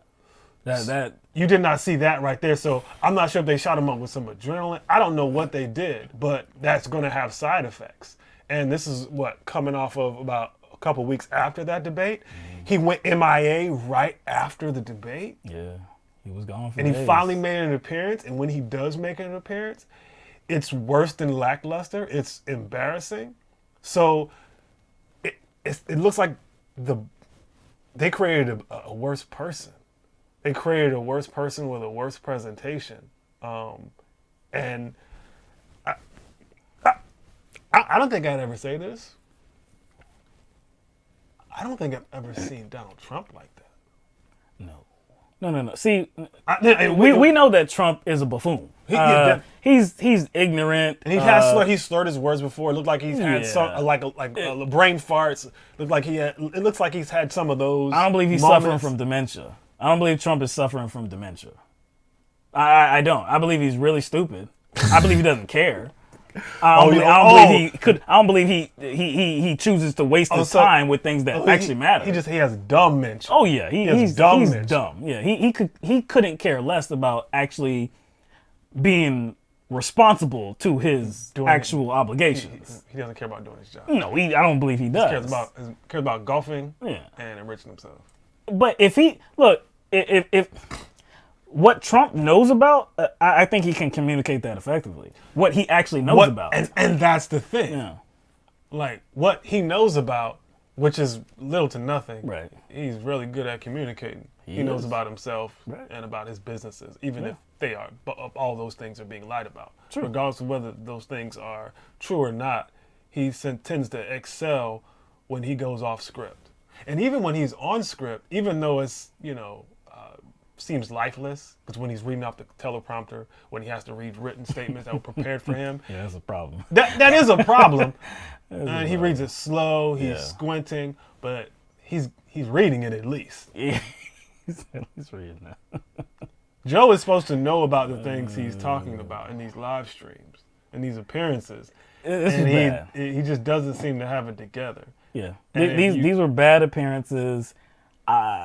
And it's not like these are in a bubble, It's not like these are just, okay, well, he's had a bad week. He's looked tired, and he's just been on the campaign trail. We've been seeing this for weeks and for months. I can actually give him that. No, it's not that. I would give him that if it was that. But we've seen signs that this was going on, like this mental decline. This has been talked about for many weeks. So, seeing this now in this short period of time just kind of gives you an idea of how serious this is, and that it is actually something. And it's not Bernie Bros. No, it's not Bernie Bros. No. Cory Booker, he said something about it. He did. When he was a candidate. When he was a candidate, right after the debate, the post-debate coverage, when they were doing the post-debate interviews. He said he didn't know if Joe had it in him to take it all the way to the all end. the way over to the end zone. Also, Tim Ryan said something about it. Julian Castro said something about it. Yeah. MSNBC's Joe Scarborough said something about it. He did. Those this got corporate news coverage. These are not what you would consider notorious Bernie Bros. No. Would you? You wouldn't consider them. But hey, the Democratic Party has made up their minds, and voters as well. Voters as well have made up their mind that Joe is the guy. He's the guy. But he's hinted at not being there if he gets elected, like possibly dying or not being able to finish his term. He said something like his VP is going to be able to have to take over on day one. Yeah, exactly. The ability to take over on day one. I was like, whoa, that's kind of ominous. Yeah, that's not that's not a sign of. I mean, you want the VP to be able to be prepared for that job, but that's not the way you would say it. Yeah, like it's almost like he's saying like whoever they choose as VP, that was actually the DNC's choice. Yeah. I was just here to stop Bernie. Yeah. I don't know where this thing is gonna go, I don't know how long I can keep this up, Anyway, all right. So now, getting into some other news about Joe Biden. There's a woman by the name of Tara Reade who was a former Senate aide to Joe Biden back in the early 90s. More of her story is coming out now. Last year, she made some allegations about Joe Biden, and they were described as sexual harassment, sexually inappropriate behavior. Wasn't very specific, I don't believe. So, I mean, of course, the story was addressed, and it came out around the same time that the former congressional challenger came out with her story. Flores, yes. Yeah. Flores, and that made a lot of media. Well, that created a lot of media attention. She was interviewed on CNN and some other networks as well. But around that time, that's when Tara Reade came out. Now, we are now learning that there was more to the story. When she was a aide to Senator Joe Biden back in the early 90s, she actually did make a complaint about him. That was not known, I don't believe it, at least not nationally. That was never addressed until now. She's coming out with her story. She has been interviewed by Katie Halper. She's been interviewed by The Hill as well, The Hill, The Rising. And what she has described, this added situation that she was in with Joe Biden is very disturbing. So as she tells it, there was a moment where she was, I believe, in his office, and it was just the two of them, which is usually how it goes. And there wasn't really a lot of conversation before, he assaulted her, but he had her up against the wall and violated her. He put his hand inside her skirt and penetrated her. And he was kind of putting the onus on her, saying that I've heard that you like me, this and that. And, she was like, no, scared, of course. She said at one point, I guess, seeing her response, and that's something that a predator would do at this point. He pointed at her and said, "You're nothing. I believe nobody's going to believe you," or something like that. And that was, that was the situation. This was something that she did not tell before. She says she didn't tell it back when he ran for president in 2008, when he became the vice presidential nominee for Barack Obama. Didn't tell that story then. She said that she had a young kid at the time, didn't want to do it. But this time she wanted to tell her story. So she did reach out to different organizations to try to get some assistance so that she can actually share her story and share her truth about Joe Biden. She reached out to the campaign of Elizabeth Warren, and that did not go far. I think Warren told her to, I guess, go to local officials or something. Right. Instead of, now that was her advice, but Elizabeth Warren kind of stayed tight-lipped about this. Yeah, it kind of, the way it's been described by Tara, it seems like a brush off. Yeah, it seems like a brush off. It does. It seemed like Elizabeth Warren didn't want to help this woman. No, and of course, she was a candidate for president at the time, but I mean, what better time to talk about it? What better time to talk about this situation, yeah. Right? Because that has been an overarching narrative. It has. For some years now. For some years now, when it comes to the Me Too movement and women being in certain situations where they don't feel empowered. Yeah. So yeah, it would have been a good, not especially. I mean, anybody could have shed some light on this, but Elizabeth Warren has talked about her being a woman on the campaign trail, and many of her supporters have felt like she has been ignored in a race because she is a woman. And she went to was it Time's Up? Is that what it's called? She went to Time's Up. Time's Up is a part of the National Women's Law Center. Time's Up refused to, I guess, represent her or help her in any regard because they have nonprofit status. They said it might jeopardize their nonprofit status because it was someone who is running for office. Yes, a federal candidate. And they are nonpartisan. So it may look like they were doing something that was based on partisanship. There's a lot of legal scholars that have kind of stiff-armed that explanation. Because guess what? Don't a lot of these accusations involve like people that work for the government? Yeah. Elected officials. Elected officials. Yeah. We've been through this. We've been through this countless times. So to me, that is kind of lame. That seems. It seems like the decision was partisan. Check this out. If that is truly the case, right, and they're looking at it in a broad way, it might affect how they help other people. You know, they might be targeted. Why didn't they hand it off to somebody else? Why didn't they hand it off to some other group or some other organization? You see what I'm saying? Or do what they could so that the story could get out, so that they wouldn't, be, threatened by the government, or their tax exempt status wouldn't be threatened. So even if that is the reason, you would still think a group like that would assist her any way she could. You see what I'm saying? I think in their effort to remain neutral and to I guess still have a hold on that nonpartisan status. I mean, for me, it looks like they made a partisan decision, because I don't believe they did anything like that. Pass it off to somebody else, recommend somebody else. She also went to, I believe, several different attorneys as well, in which she got the same type of stiff arm, but with that, it was because of conflicts of interest. So she, like I said, she really didn't have a lot of assistance along the way. And again, she has been trying to tell her story. She seems broken up about it. She seems definitely emotional when she does tell this story, as a victim would. And so far, I believe there have only been those 2 interviews, as far as I know, with Katie Halper and The Hill.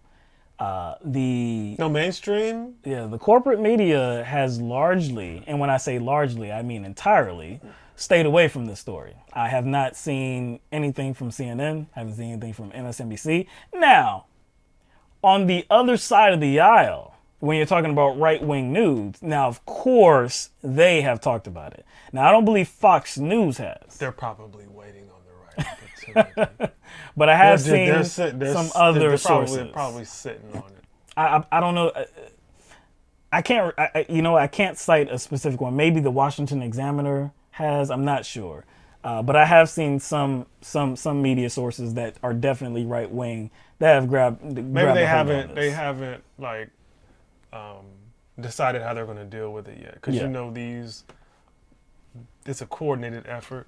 Right. And when it comes to protecting a particular candidate, their candidate, the one who is corporately backed, like Joe Biden, probably getting their story straight on how to spin all this. Now, I will say though, if Fox News does begin to talk about it, that might force their hands. That might force CNN and MSNBC. That might force their hand.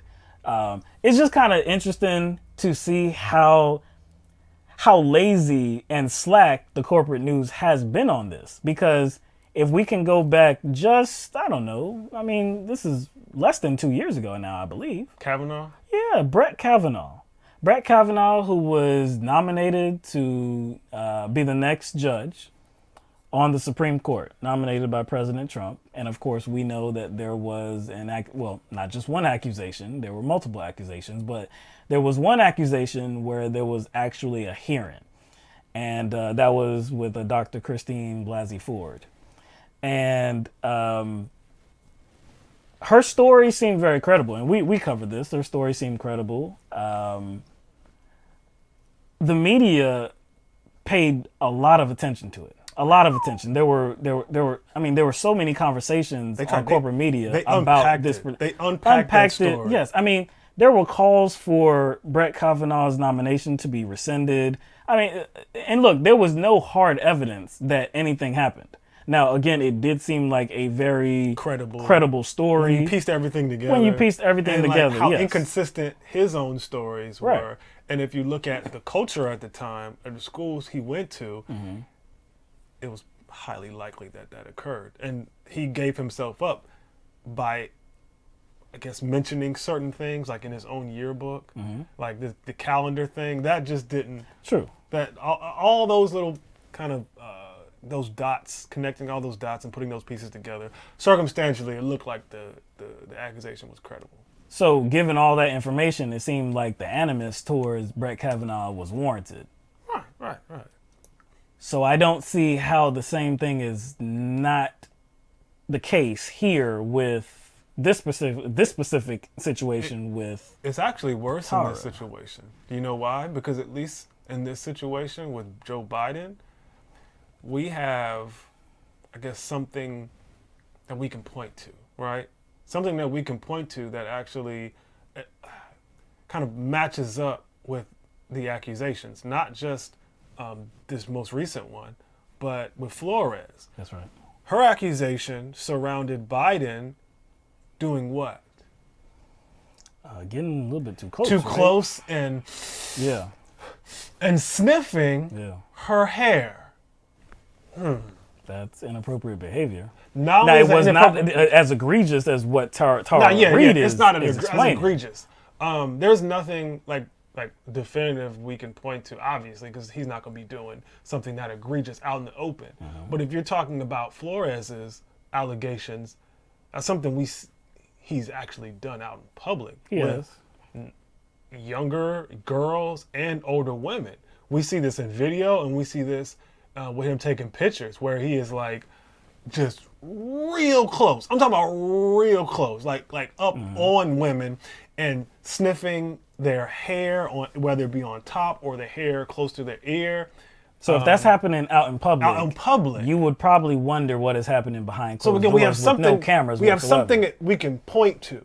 So there's a lot of people, especially Biden supporters or just people who are anti-Bernie, who will just believe he said, she said situation between him and Elizabeth Warren, and not really have anything to point to. Nothing. Will believe it, have nothing to point to. They have no behavior to point to, no behavior that he engaged in publicly. They can't even cite an ideology. Like, you know what I'm saying, a political ideology. Like, they can't cite. They can't cite anything, but yet they'd be like, oh, he's a sexist. True. Quickly. But they would already make a determination that, I mean, this is a significant story to, at the very least, address. Biden, on the other hand, with multiple accusers, not only do we have multiple accusers, we have, like, something we can point to. Like, tangible behavior we can point to, be like, yo, it seems believable based on what we see from Biden, what we have seen from Biden. And somebody in the chat about 10 minutes ago mentioned Anita Hill. Yeah. The situation with Tara happened right around 19, when was Anita Hill? Anita Hill was what, 91? 91, okay, 91. This was like 92, 93? Yeah. So right before this alleged situation, Joe Biden was involved in trying to undercut Anita Hill's testimony against Clarence Thomas. Right. Clarence Thomas, who was allegedly sexually harassing Anita Hill, and Joe Biden did his best job to undercut that testimony in protection of an alleged sexual predator. And to this day, even though he superficially apologized, he still didn't take full accountability. No, he passed it off on the people that were asking, he said, inappropriate questions, and he just wanted to... He said, I could have done more. He wished he could have developed some type of way to limit these questions and to limit the assault on Anita Hill, but he did the best that he could. If you did the best that you could, one, you wouldn't have worked with all the people that wanted to just shut this thing down ahead of the actual hearing. Yeah. And you also would have allowed further testimony from people that could have backed up what Anita Hill had to say. But he didn't do any of that. And then it seems like at least, a year or two later, he's involved in certain type of behavior that kind of mirrors the kind of behavior that Clarence Thomas, that he was trying to protect. That's essentially what he was doing. Like, why would you... It's not political in that moment. Like, that type of protection isn't political. Mm-hmm. That is more about a relationship there. Like, why would you show sympathy to a person like that? That's not political at that point. Maybe he saw a commonality. He saw it. Maybe he saw something that he shared with Clarence Thomas. So he sympathized with Clarence Thomas. We don't know if he was involved in any of this behavior at the time of the Clarence Hill and the Anita Hill hearings, but I would, if he wasn't, I would suppose that mentality was in place. Exactly. He seemed to be an apologist for it. Yeah. So I don't know how far this is going to go. Again, I haven't heard the media address it whatsoever. I don't know that they will. I would assume that it would get. I would hope that it gets some traction. Again, when we talked about Brett Kavanaugh, we weren't dealing with things that were hard evidence. All of this was circumstantial. But given the circumstantial evidence, given her testimony, given the word of others as well, and then given his testimony that did not sound credible whatsoever, the calendar as well, all of this information. Like in the yearbooks? The yearbooks. The nicknames and all this stuff. All of this seems to, for me at least, it seemed to point to that Christine Blasey Ford was telling the truth. There have been other scenarios where, when we're talking about elected officials, they have been forced out, recently have been forced out because of things they have done in regard to sexual harassment, sexually inappropriate behavior. And those allegations were based on things that could not be proved based on hard evidence. It was basically on the word of the claimant, the word of the victim, how credible that victim was. So here we have a presidential candidate. Sorry that you're a presidential candidate. Sorry that you've, won a whole bunch of delegates and you seem to be in the lead now and on your way to the Democratic nomination. I'm sorry this is not timely for you. It wasn't timely for Brett Kavanaugh. It definitely wasn't timely for him because he was trying to get appointed to the Supreme Court. And that's a lifetime position. Mm-hmm. So it would seem like it seemed important for people to address this because it was a lifetime appointment. Yeah.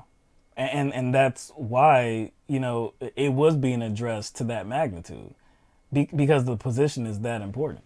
We're talking about somebody that can become the next president of the United States.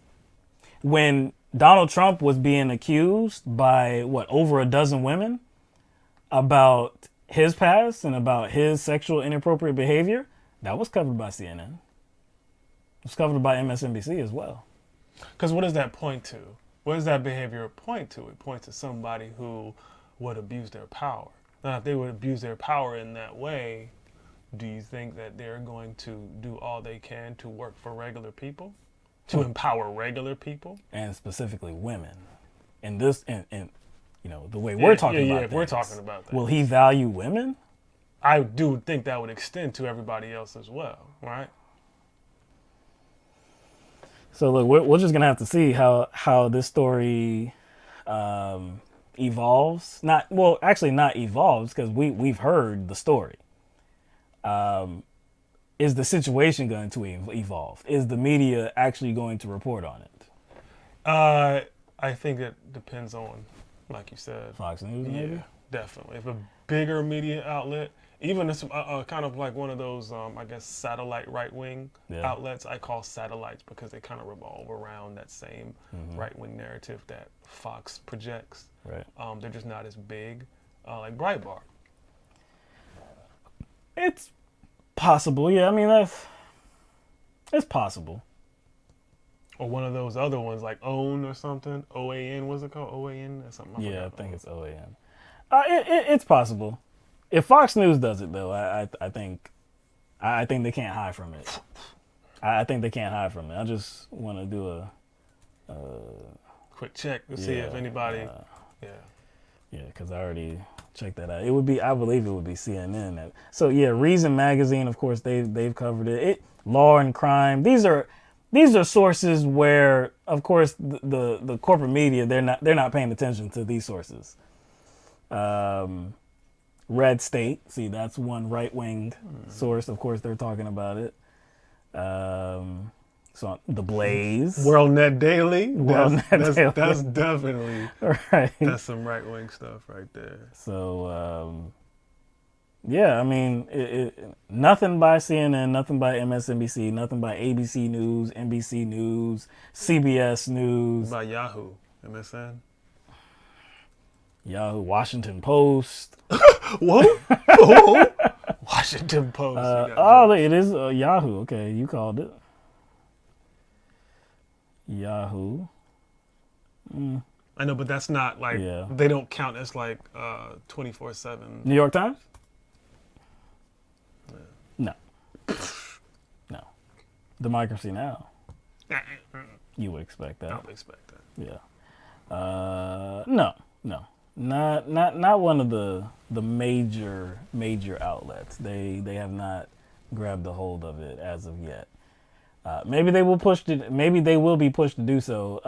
There is a hashtag that is trending, and that is I believe Tara.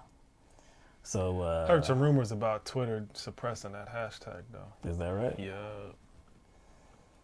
Well, I wouldn't be surprised. I would not be surprised. But again, we'll just have to see how it goes and if Joe is even made to comment on this, because as of yet he has not commented. So one big thing though about this is that if Tara did file a complaint back in the early 90s, that gives her a little bit more credibility as well. Exactly, because it wouldn't be this issue. This new thing that she just came. Why you came up with it now? Why he's running for president, so he's just trying to smear him. Of course, we know that's not something that means anything, because of course now would be the time, because you're seeking the highest office in the land. This is vetting. And this goes along with vetting. She mentioned another accuser's interview that inspired her to come out. She said Flores. She said yeah. Flores. Yeah. That's why she came out last year, or she was trying to get a story out last year. So then, like, if people are not going to believe it for whatever reason, like, because the timing of it, well, what about people who ignored it? What does that say about people who ignored it? Let's just say, like, yeah, I don't believe her. Well, let's just say somebody says that. I don't believe her. Okay, then. But then how do you respond to the people who just ignored the complaint? Right. Just kind of brushed it off, kind of gave her the stiff arm. Mm-hmm. Like, how do you address that? No. How do they address that? Joe has been on record of saying that he believes women. Believe women. He has been on record to say that. A lot of people on record saying that. A lot of the liberals. Oh, yeah. A lot of liberals. They do. A lot of Democrats have been on record saying that. And then when it hits home, though. Whew. It hit different. You're in a predicament. It hit different when it hits somebody you like. Yeah. It hit different when it's the presumptive nominee. When it's Biden. Yeah. It hit different when it's Biden, but I do see a lot of silence. I do see and hear definite silence. Yeah. And according to Tara Reade herself too, she said that this was something that was a huge disappointment to her, because this was somebody that she admired and that she respected, and somebody that she viewed as having the best interests of women at heart, a strong advocate for women, because that's been one of his claims to fame, right? Especially the Violence Against Women's Act, so this is something that he has really tried to build his career on, how he is a strong supporter and advocate of women. And according to Tara Reade, that's the furthest thing from the truth. So we'll see. Like I said, we'll see how this story grows, and if it does grow, if types like Jake Tapper and Cuomo, Joe Scarborough, Chuck Todd, we'll see if they whoever, Rachel Maddow, Joy Ann Reid, our favorite, McCaskill. Oh, maybe McCaskill. Maybe Mimi Rocca, or what's her name, Zolina Maxwell. Yeah. Maybe they can bring back that, was it a legal analyst that said that Bernie makes her skin crawl? That's Mimi Rocker. That's my, oh yeah, Yeah, you said that. You was said Mimi that. Rocker. Okay, Yeah. maybe they can She bring her said, back. I can't identify a reason why. Yeah, just does. It just does. Yeah, because that's what happens. Maybe they'll bring back Chris Matthews to make a special. Oh appearance. yeah. We want some unbiased news. Got to bring him back. Yeah, just like a little special segment, you know. Mm-hmm. Yeah. Just bring him back for one second. They're gonna try to keep this on ice as long as they can, but I don't Just know. like Joe Biden.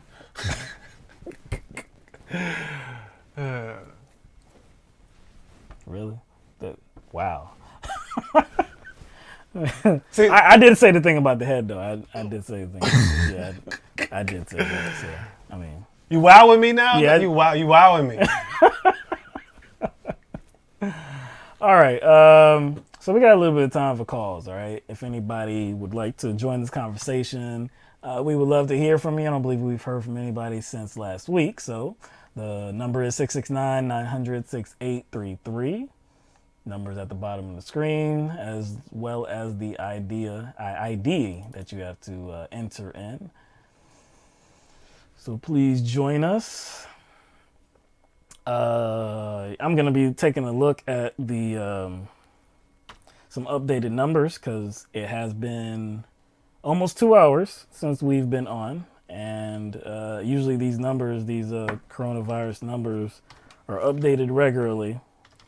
And at the beginning, I believe it was at 1201. At least the deaths were at 1201. Total cases in the United States, I believe, was at 83,000, maybe something like that. I'm not sure.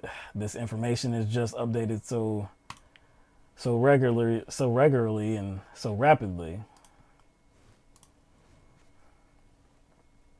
I didn't share any global numbers though. So globally, this indicates that it's just under 530,000 total cases worldwide, with just under 24,000 deaths. United States still leading all countries in the world with about 84,000 cases. 84,000. And again, just 2 days ago, we surpassed 50,000. Just 2 days ago, we surpassed 50,000. Last week, we surpassed 10,000. This is one of those things where panic is not required as long as you just take it seriously. Yeah. It's not one of those situations where people should just be just outrageously panicky, but you just got to take it seriously. Yeah. Based on how contagious it is. You know what I'm saying? How fast it spreads. How fast it can spread. All right, so we got a couple callers in the queue. We're going to get to, let's see. All right, 360 area code first. All right, caller, you're on the air live with LTMB. All right, well, wonderful. Yeah, I just heard I got unmuted. Hello, this is Ramona from Washington State. Just checking in with everybody, hoping people are able to stay safe and stay sane and take care of each other. Enjoying the discussion in the chats. You guys doing well? Yeah. Can't complain. Can't complain. Trying to stay safe. We can complain, but Yeah. I mean, what can you, you know what I'm saying? It's possible, but what can you do? Yeah. I mean, it's like, Yeah, it's not something that we're in control of. You know what I'm saying? What purpose would it serve? Yeah, it'll pass. It's just going to take some time. Everybody has to work through it. Some people are in much more desperate situations than I am. Maybe that's one of the reasons why I'm more at ease, because I know there are people in much more desperate condition than I am. Mm-hmm. People, you know what I'm saying? Like, so my stress level is going to be different. So maybe that's why I'm looking at it that way, because there are people who are worse off than me. You know what I'm saying? Yeah. Same here. I'm I have more a worried about union other job. people. Say what? What'd you say? I have a union job. I'm a teacher, so I'm getting paid. I'm working from home, but I just know there's so many people out here, I'm in Washington State, but there are a lot of people. I see cars sitting by the side of the road with signs on them, or best offer signs on. You see that people are trying to be their own, their own way, find their own ways to make a few bucks to carry them through. Yeah, and like I was saying with the stimulus bill, it's just the help is only a one-time help, and it's not going to be timely. Like you said, you see people hurting out there trying to gather up as much money as they can by selling the little bit of assets that they probably need. But when it comes to putting food on the table or maybe keeping that shelter in place, you got to make desperate decisions. And that's why I have so much of this animosity for what the Senate did and, what Congress has done. It's a garbage solution. If you actually wanted to help the American people, you would put corporations on the back burner for right now. I mean, you can help them. You can help them the day after you actually presented a solution for regular people. The day after you could have started trying to come to an agreement on something that would help small businesses and large businesses and corporations. You could do that. We knew they were going to do that anyways. But the priority right now is to take care of people that can't miss one check. And they didn't do that. Exactly. The liquidity that they want to talk about, they tout that the stock market needs, doesn't matter if you don't get it into the hands of the consumer. Right. It's the little people, quote unquote, that need the money. That's where the engine of the economy is. Right. They're so short-sighted. Even if you just look at it as in a narcissistic way that we help prop them up, those of us that spend because we have to. I mean, I don't know how many times I've said it before that a strong economy is one that's based on how the middle class is doing. If you have a middle class that's thriving, if you have people that can actually afford to get out there and spend money, not your CEOs of these large corporations, but just regular people, if they have some disposable income, that's probably going to lead to a very vibrant economy. And right now, I mean, pinching pennies, I mean, that can't even describe it. I mean, you have money going out, but none coming in. You can draft this type of bill right here that I guess seeks to address some of this aggravation, but when is it going to arrive? We have Republicans that are opposing too much money for poor people, even though that money is going to arrive late. It's just, I mean, it's completely trash. Oh, it's beyond outrageous and horrid. I mean, they told us that they don't want to help us with any kind of socialist measures, and yet I'm looking at stores with empty shelves. I could have sworn that was supposed to be the hallmark of, a socialist hellscape, and yet here we are. We're in a capitalist environment, and we have shortages that are happening. Utopia. Yeah, we're in a capitalist utopia here. I like where you took that too. I like where you took that because that is a narrative that your strong capitalists, they always go to when supposing what socialism will do for this country. Even though we have strong socialism in this country, it just benefits the richest of us. Exactly. Yeah. Well, I probably better say goodbye so other people can get on, but it's been wonderful to speak with you all. Well, Bye. Appreciate you calling. Thank you. Thank you for calling, Ramona. Mm-hmm. Yep. All right, so we're going to go to 773 area code. You are on the air live. What's up, LTMB? How y'all doing? What's going on? Turn that audio down a little bit because I think we hear some feedback. Yeah, we hear ourselves in the background. Can you guys hear me? Yeah, we got you. Hold up. No. You got to turn us All off. Right, you cool, got to turn cool. us off in the background. You got to turn us off. You got to turn us off in the background. We can hear you, but you have to turn us down because we're hearing the feedback. Your speaker. Yeah. Oh, my bad. Can you guys hear me now? Yeah, we got you. Yeah. So who we're talking with? Okay, yeah. What's your name, bro? What's your name? It's crazy, man. A couple weeks ago, I was running polls for one of our polling locations. It was driving me crazy. Where at? And then now we're hearing reports about coronavirus, all types of stuff. Trump's talking about going back to work. I'm just like, man, this is a slippery slope, ain't it? Where at? Where are you at, man? Where are you living at? I'm in Chicago, bro. Okay. What's your name? So yeah, I mean, today that lockdown got put in place. What's your name, man? What's your name? Jawan. Okay, Jawan. Jawan. Okay. All right, go ahead, bro. Yeah. So actually, over the weekend, they put that lockdown in place. Was the shelter thing? Right. Today they closed pretty much the lakefront, which is the beaches, the trails, stuff. They were like pretty much going to arrest people, is what the reports were saying, if they were out there. And so this has gone crazy, man. Like, it's like a ghost town here in Chicago. And I just don't get how after this, because pretty much the veil is gone, we understand that the government's working for the corporations. After this, how are we just going to go back to normal? That's not possible at this point. Yeah, I mean, look, normalcy. I don't know what normalcy is going to look like after this, man. And again, I don't know when we can even look forward that whatever normalcy is going to be in the future. Like, when is that date? Like, I think it's asinine for anybody to presume that Easter may be that date. 2 months, 5 months. We have no idea, especially given that we don't have a vaccine. So I've heard some people say that, this economy is going to look vastly different. And the way we approach it, the way we even just deal with sales and merchandising and just business, even after we are through this disaster, it's still going to look different. So it's all up in the air. I have no idea what it's going to look like.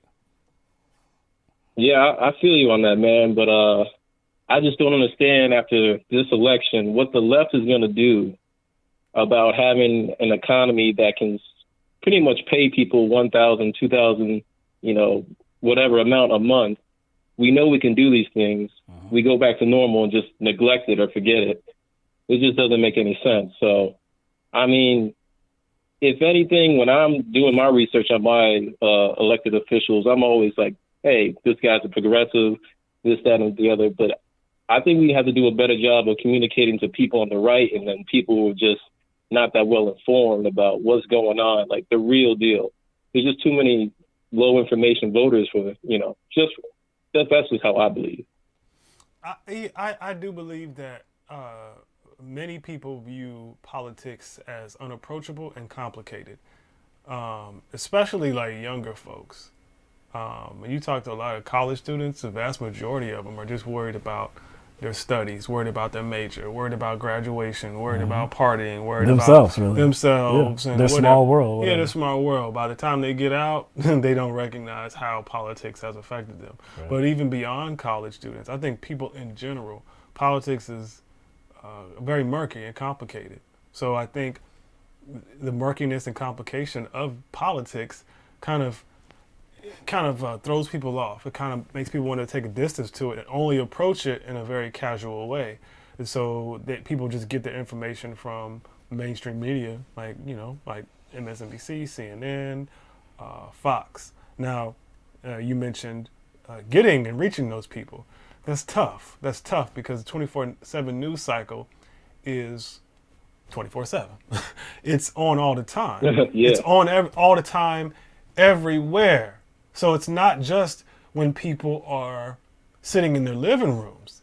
It's when people are riding in their cars. It's on podcasts, on radio. It's just not just independent media. Independent media that has podcasts. And it's everywhere they go. It's in the waiting room at, a restaurant. It's in the airports. So it's everywhere. So it's not just in their home. It's a constant diet of it everywhere they go. So how do you reach people like that are, consuming a constant diet of that? And even when you do reach those people, like, how do they respond to it? We played a clip of a Trump supporter who was being interviewed by a guy, what's his name? From the Daily Show? Jordan Klepper. From the Daily Show? Yeah. Yeah, and we watched a woman just just pretty much ignore the truth in real time. She ignored her own logic. She ignored her own logic in real time because she didn't want to accept the truth. The cognitive dissonance was just too much for her. She was just like, you know what? I don't care. Yeah. Within 3 seconds, she was able to ignore her own logic that she said. She stated her own logic and then went from, this is what makes sense to me, and then, I don't care. Yeah. You know what? Once he pointed it out to her, like, hey, you set this up, so since you set it up, I'll approach the argument on how you set it up, and I'll put the ball in your court. She didn't care. This is the toughest thing to do because, like you were talking about, the 24/7 news cycle. People, news has already been a trusted source for people, and I mean, they have the outreach. They have this long track record where they say things like the no spin zone. They say things like, well, I mean, what does CNN say? I don't know. But, the Washington Post says democracy dies in darkness. Democracy dies in darkness on the stuff front like page. that. I'm like, are you serious? Yeah. So, I mean, they use these like taglines and these slogans to just perpetuate that trust, to just keep that trust rolling in. And to teach something different to people, first of all, you'd have to have the access, and you'd have to, I guess, call on them and make them go to other places for their news. You'd have to actually have them invest the time to dive into a story more so than just a headline. And a lot of people don't have the time for that. A lot of people don't have the interest in that. I mean, it's a significant problem. And honestly, I have no idea what's the fix there. You have to reform the media, but what is the fix at this point? I have no idea. I don't think there's a fix for reforming the media. I do think I'm just talking about I'm talking about not corporate media. Okay. But I'm just talking about just the industry, just the, what media is. Media dispersing news to people. How do you reform that and make sure that people get the news that they need, the accurate information that they need? How do you reform this behavior? I don't know. So Juwan's original sentiment is true. It's true, but the issue, what we are faced with is, like, how do we get there? Like, how do you get there? Do you start at home? Do you start with your family?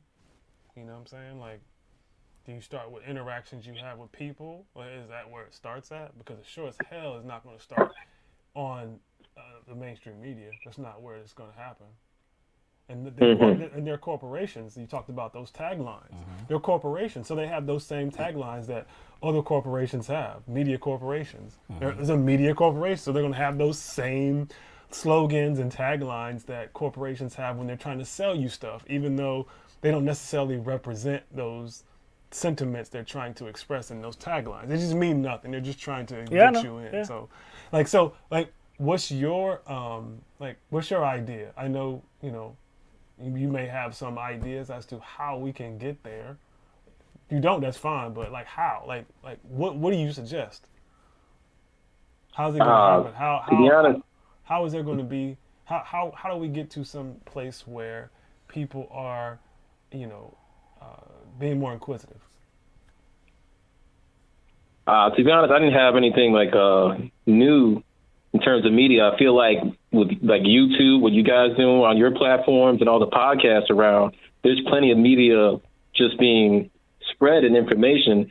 So I just don't understand how people I'm a millennial. I'm 24. So people my age, once we hit our 30s and 40s, and there's going to be a lot of us, there should be a change in this, whole dynamic. But somehow people keep getting elected into office that, push for more corporation agendas and all that. I just don't feel like after this is over, the left will be the same. Something's got to give, in my opinion. Look, the same people that we see that are corporatists and centrists right now, if you met them at an earlier point in their life, a lot of them were activists, a lot of them were leftists. A lot of them were, I guess, down for the, the right fight and stuff like that. Leftist parents, like Kamala Harris or Buttigieg. Yeah, but somewhere down the line, when they aged and maybe they got into the system, for whatever reason, they don't fight as strong and as aggressively as their earlier past would, I guess, suggest that they would.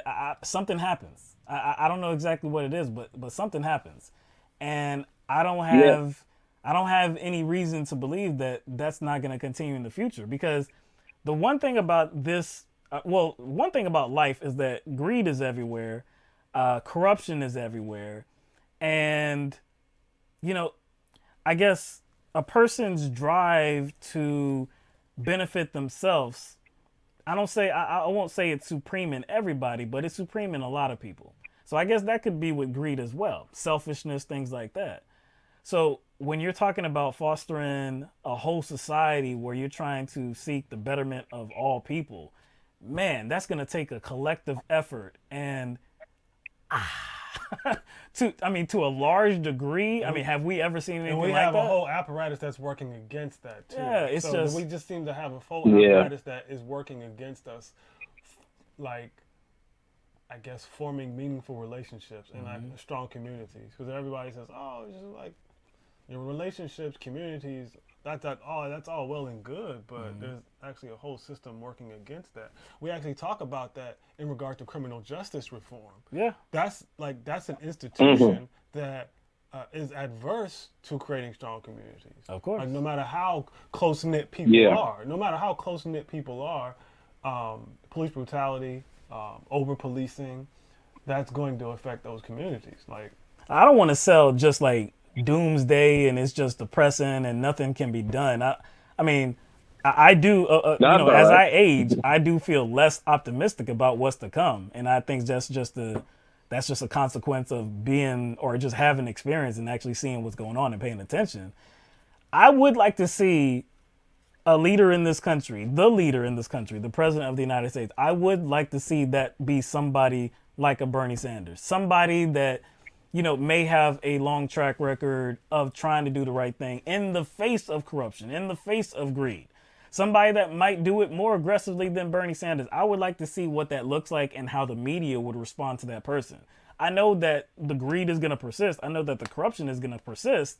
But when somebody like that is the president of the United States, if they continue to do it in the same manner while that person is the president of the United States, I would just like to see if that would be like an eye-opening moment, because it would be more apparent than normal, because we've always had corporatists in that office. So you couldn't, the media is not going to be pushing back on them trying to do what's good for the American people, because of course, profit always, reigns supreme. So if somebody's actually an advocate for people, how is the media going to respond to that? If they're putting people above profits, how is the media going to sell that as not the right thing to do? And the American people just be like, oh yeah, this president is I'm not saying that, I don't think that's something we would even see the media do. We wouldn't even get there because they'd be acting in a way that's antithetical to their purpose.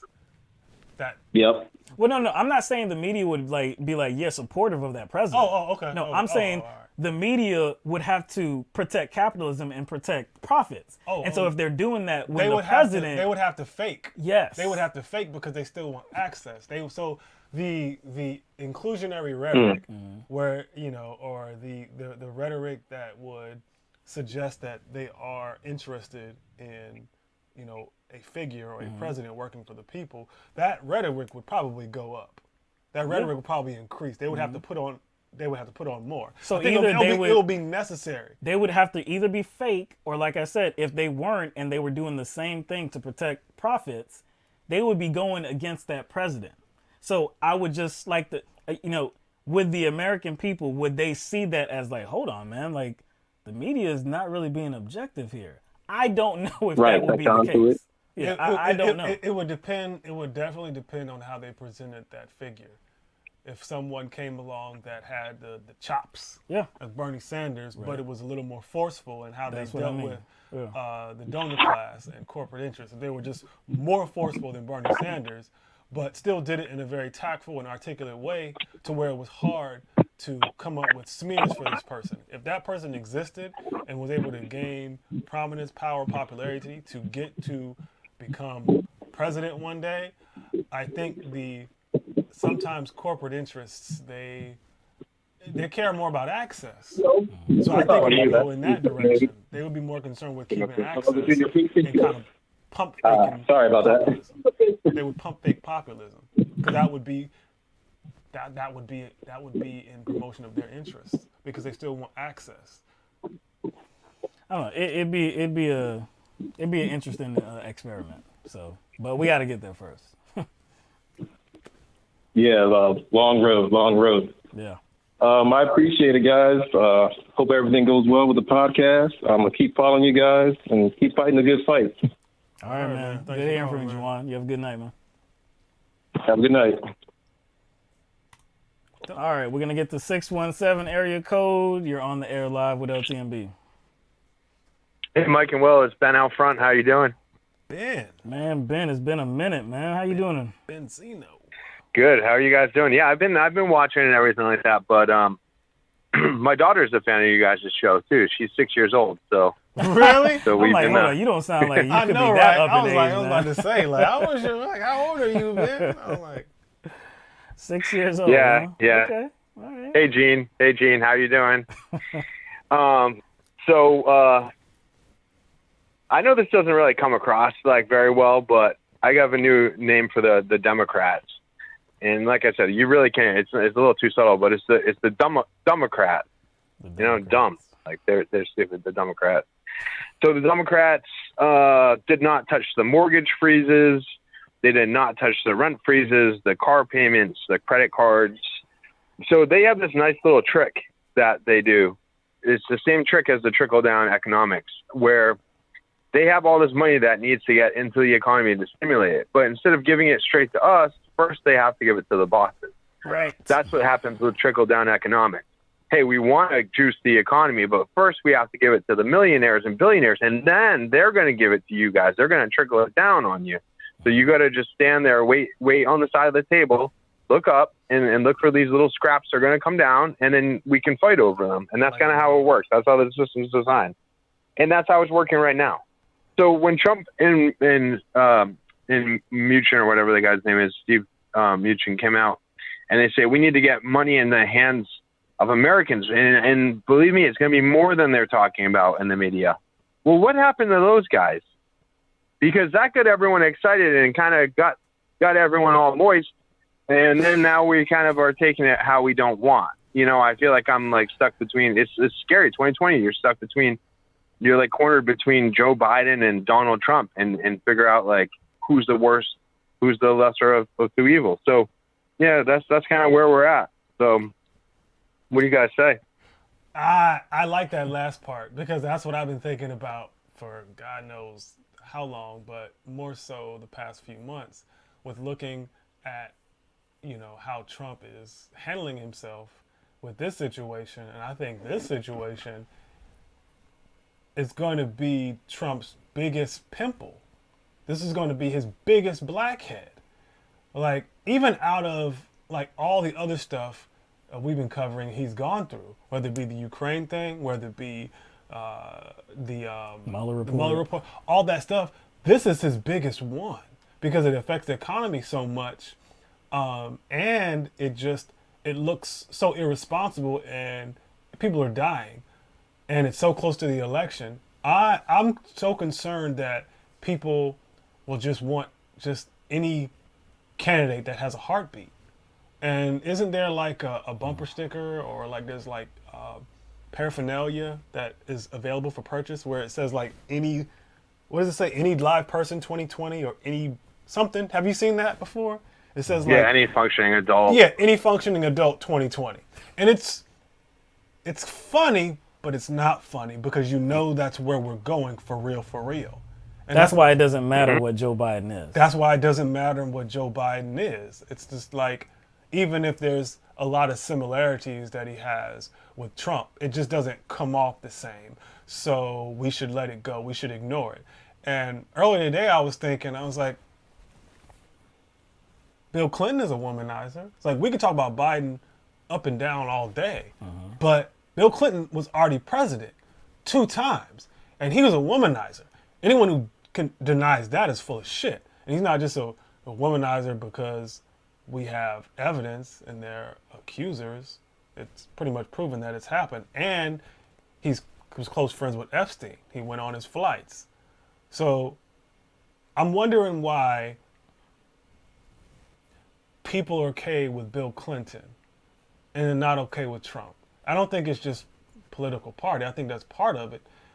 But I think it's more about affect and demeanor. Like, Bill Clinton is really smooth. You know what I'm saying? Mm-hmm. He has like charisma about him. He's just real smooth. He got game. He got a little more swag. With Trump, it's just real blatant and sloppy. And that's what people... Well, he mixes in a little other. He mixes in racism and bigotry. But see that comes along with all that. So everything is real sloppy. That's true. It's everything sloppy. with Trump is real sloppy. So I think part of it is party politics, but a lot of it is just how it presents itself, which to me shows like liberals and like moderate Democrats. It shows them to be more performatively compassionate. They're just worried about how something looks because. We could accuse Bill Clinton of having the same traits as Donald Trump, but it's harder because it just comes off differently, and he's smooth. And you would not see any Democrat, moderate Democrat, say, "Oh, Bill Clinton, yeah, misogynist, womanizer." I think that's not just because of how he comes off, but who his wife is too. It's always profits over people, you know. So, if Biden becomes the president, is he going to lie less or more than Trump? I have no idea. He lies a lot. He lies more than he did 30 years ago. So, I mean, he's a real bad candidate. He has, it looks like, some tendencies to be a sexual predator. So, I mean, that is along the same lines as Donald Trump as well. So, I mean, look, they're both bad candidates, and that's where we potentially are in terms of who may become the president going forward for the next 4 years. Like I said, it's a bad situation. It's a bad situation all around. I don't know. Yeah, this dude can barely talk. He can barely construct a sentence. He can barely talk about a topic, which is the main topic that's currently in the news and on people's minds. He can barely talk about that. He can talk about it in generalities for a few seconds. We need to do this and we need to do that. I'm like, he's not saying anything nobody else is saying. He confuses the centuries. So it's just just not like, good. And it's not good. Again, this is in a controlled environment in his own house. So, this is the guy we think could beat Trump. I honestly think the DNC has further plans. I don't think they're done yet. I think Joe Biden. By all means, you're right. Yeah. I think Joe Biden was this, like, I would say, like, the initial push, like what you like to call full court press. Mm-hmm. I think Joe Biden was that kind of initial, front. Because if Joe Biden starts to decline even more, you know what they're going to do. They're going to put somebody and they're going to advise them, hey, we need you to make this person your VP. Mm-hmm. And either either they're going to push somebody else at the convention. This is why I think the dropout Bernie rhetoric is really, really strong, because they know that Biden either can't make it to the end or just won't make it through the first year of his presidency. They know that. So they want Bernie to drop out so bad, because if it is obvious, it becomes so obvious that Biden starts to deteriorate, then who's the other choice? The person that's there. They're going to have to get him to the convention first. Before they put in place any other plan, they got to get him to the convention. Is he going to make it, though? Here's my take. I don't think that they're going to pull anything where they're going to switch the candidate, because what I think is becoming more and more apparent is that Donald Trump is the one who's actually got his hands on the steering wheel to a certain extent, and he's got his foot on the accelerator and the brake, and that's a pretty scary thing. But if Biden becomes president, it's going to not be so much about Biden. They're going to have Biden go to the soft serve ice cream parlor, and that's where Biden's going to be. And it's going to be about who are these unelected officials who are just appointed, who are controlling. So that's why it's not important about switching out for Pete Buttigieg or Amy Klobuchar. You get Joe Biden, and he's not going to be driving the bus. He's not going to have his hands on the wheel. He's going to be at the ice cream parlor. They're going to drop him off and tell him, Joe will pick you up in a couple hours. Oh, that's going to be his golf course. Like, you know how, like, Trump, he's just offered the golf cart. So Joe Biden is Getting some ice cream. Have fun, Joe. here's your ice cream, and they give you a hat too. Like, Yeah, because we got to keep this they're thing rolling around, Yeah, rolling, chucking along. This is the system we got in place here. We got to, profits over people, man. We got stuff to do. So the wouldn't last want thing that is, gig? yeah, Biden wants that gig if he can get through all these clips of him sniffing everyone's hair from 6 years old to 60. The guy is a freak. All these cases started from basically one case or 2 or 3 cases of coronavirus. So when we start opening up the economy come Easter, what's it going to look like when we already have 10,000 cases? What's it going to look like? Like these other countries, there's really not a single country who's been come out of the woods fully yet. Even China is still very cautiously kind of opening up the doors for people. Right. And so now we're just supposed to open up the gates. This started from 1 case. Now we have 10,000 cases or whatever, and we're just supposed to all of a sudden be able to flip the switch back on. So yeah, if he had just, these people, if they had just froze rents, froze mortgages, froze car payments, no debt is due. It's that simple. There's no debt due for 4 months, and everyone stays home. You're going to get a check, and if they want to funnel it to the employer so that they are going to pay payroll tax, and that's a guarantee. If we give you this money and you fire anyone, you have to pay it back immediately. It's due immediately. Okay, I can see that sort of a trickle down thing, and plus giving people the benefits. But the fact that they're not going to collect, they're collecting mortgages, collecting rent, and so that $1,200 that we're going to get eventually is going to be gone in 1 week. Of course. And then what's going to happen for the next 6 months? Of course. So it's not looking good at all. It's a horrible, horrible deal. Like you were pointing out with China and how they're, they have leveled off. And I mean, they still have new cases, but it pales in comparison to us and Italy and the UK. China has been going through this since December. All right. I believe it's been since December. So we're at the end of March.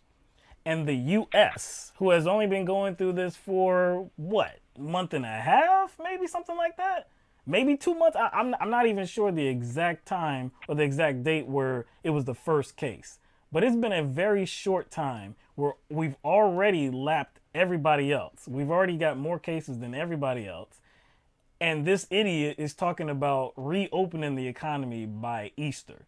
I mean, this is complete foolishness. That's why I say it's one of the most dangerous things that he's ever said while he's been the president of the United States. He's going to put way more people at risk.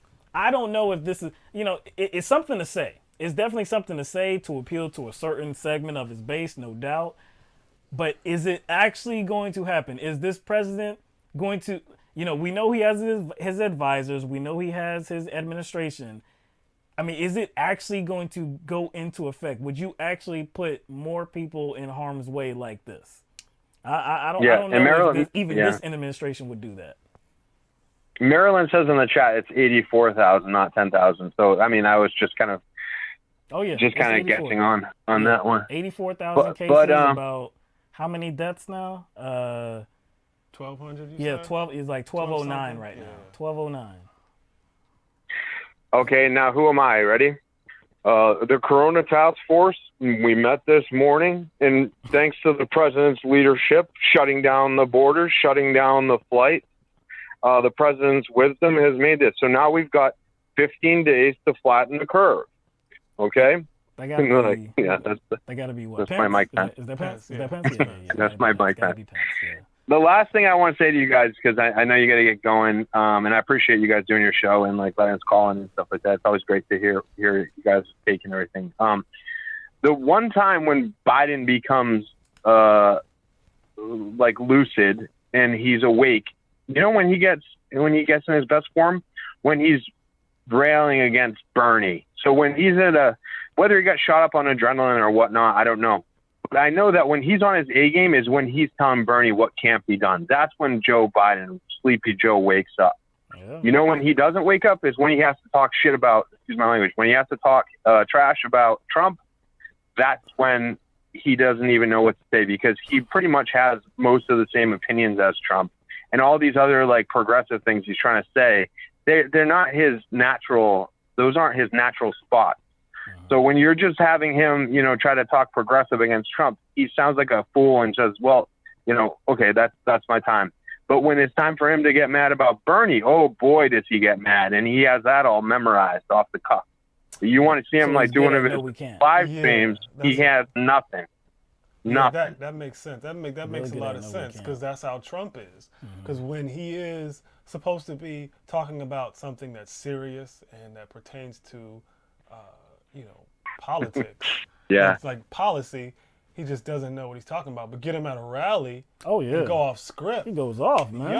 He's just flying. He's flying. Yeah. So Biden, that's a good observation. And so when he's talking about, would you say no we can't? No, or yes we can. Oh yes, or yes whatever. we can't. Yeah, yes we can't. Yeah. No, So when he's can't. talking about getting nothing done, he knows how to talk about it. Yeah.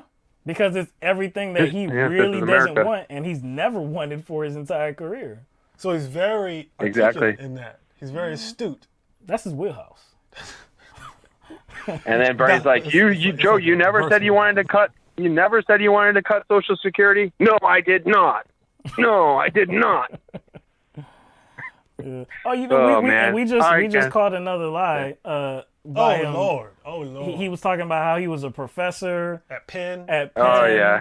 Yeah, dude, you got. That was just bestowed I didn't see that upon one yet. you. Yeah. He was trying to relate to younger voters because I think the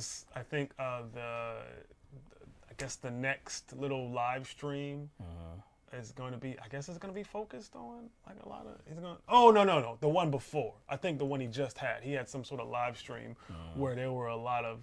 They touted how many young people were in the chat.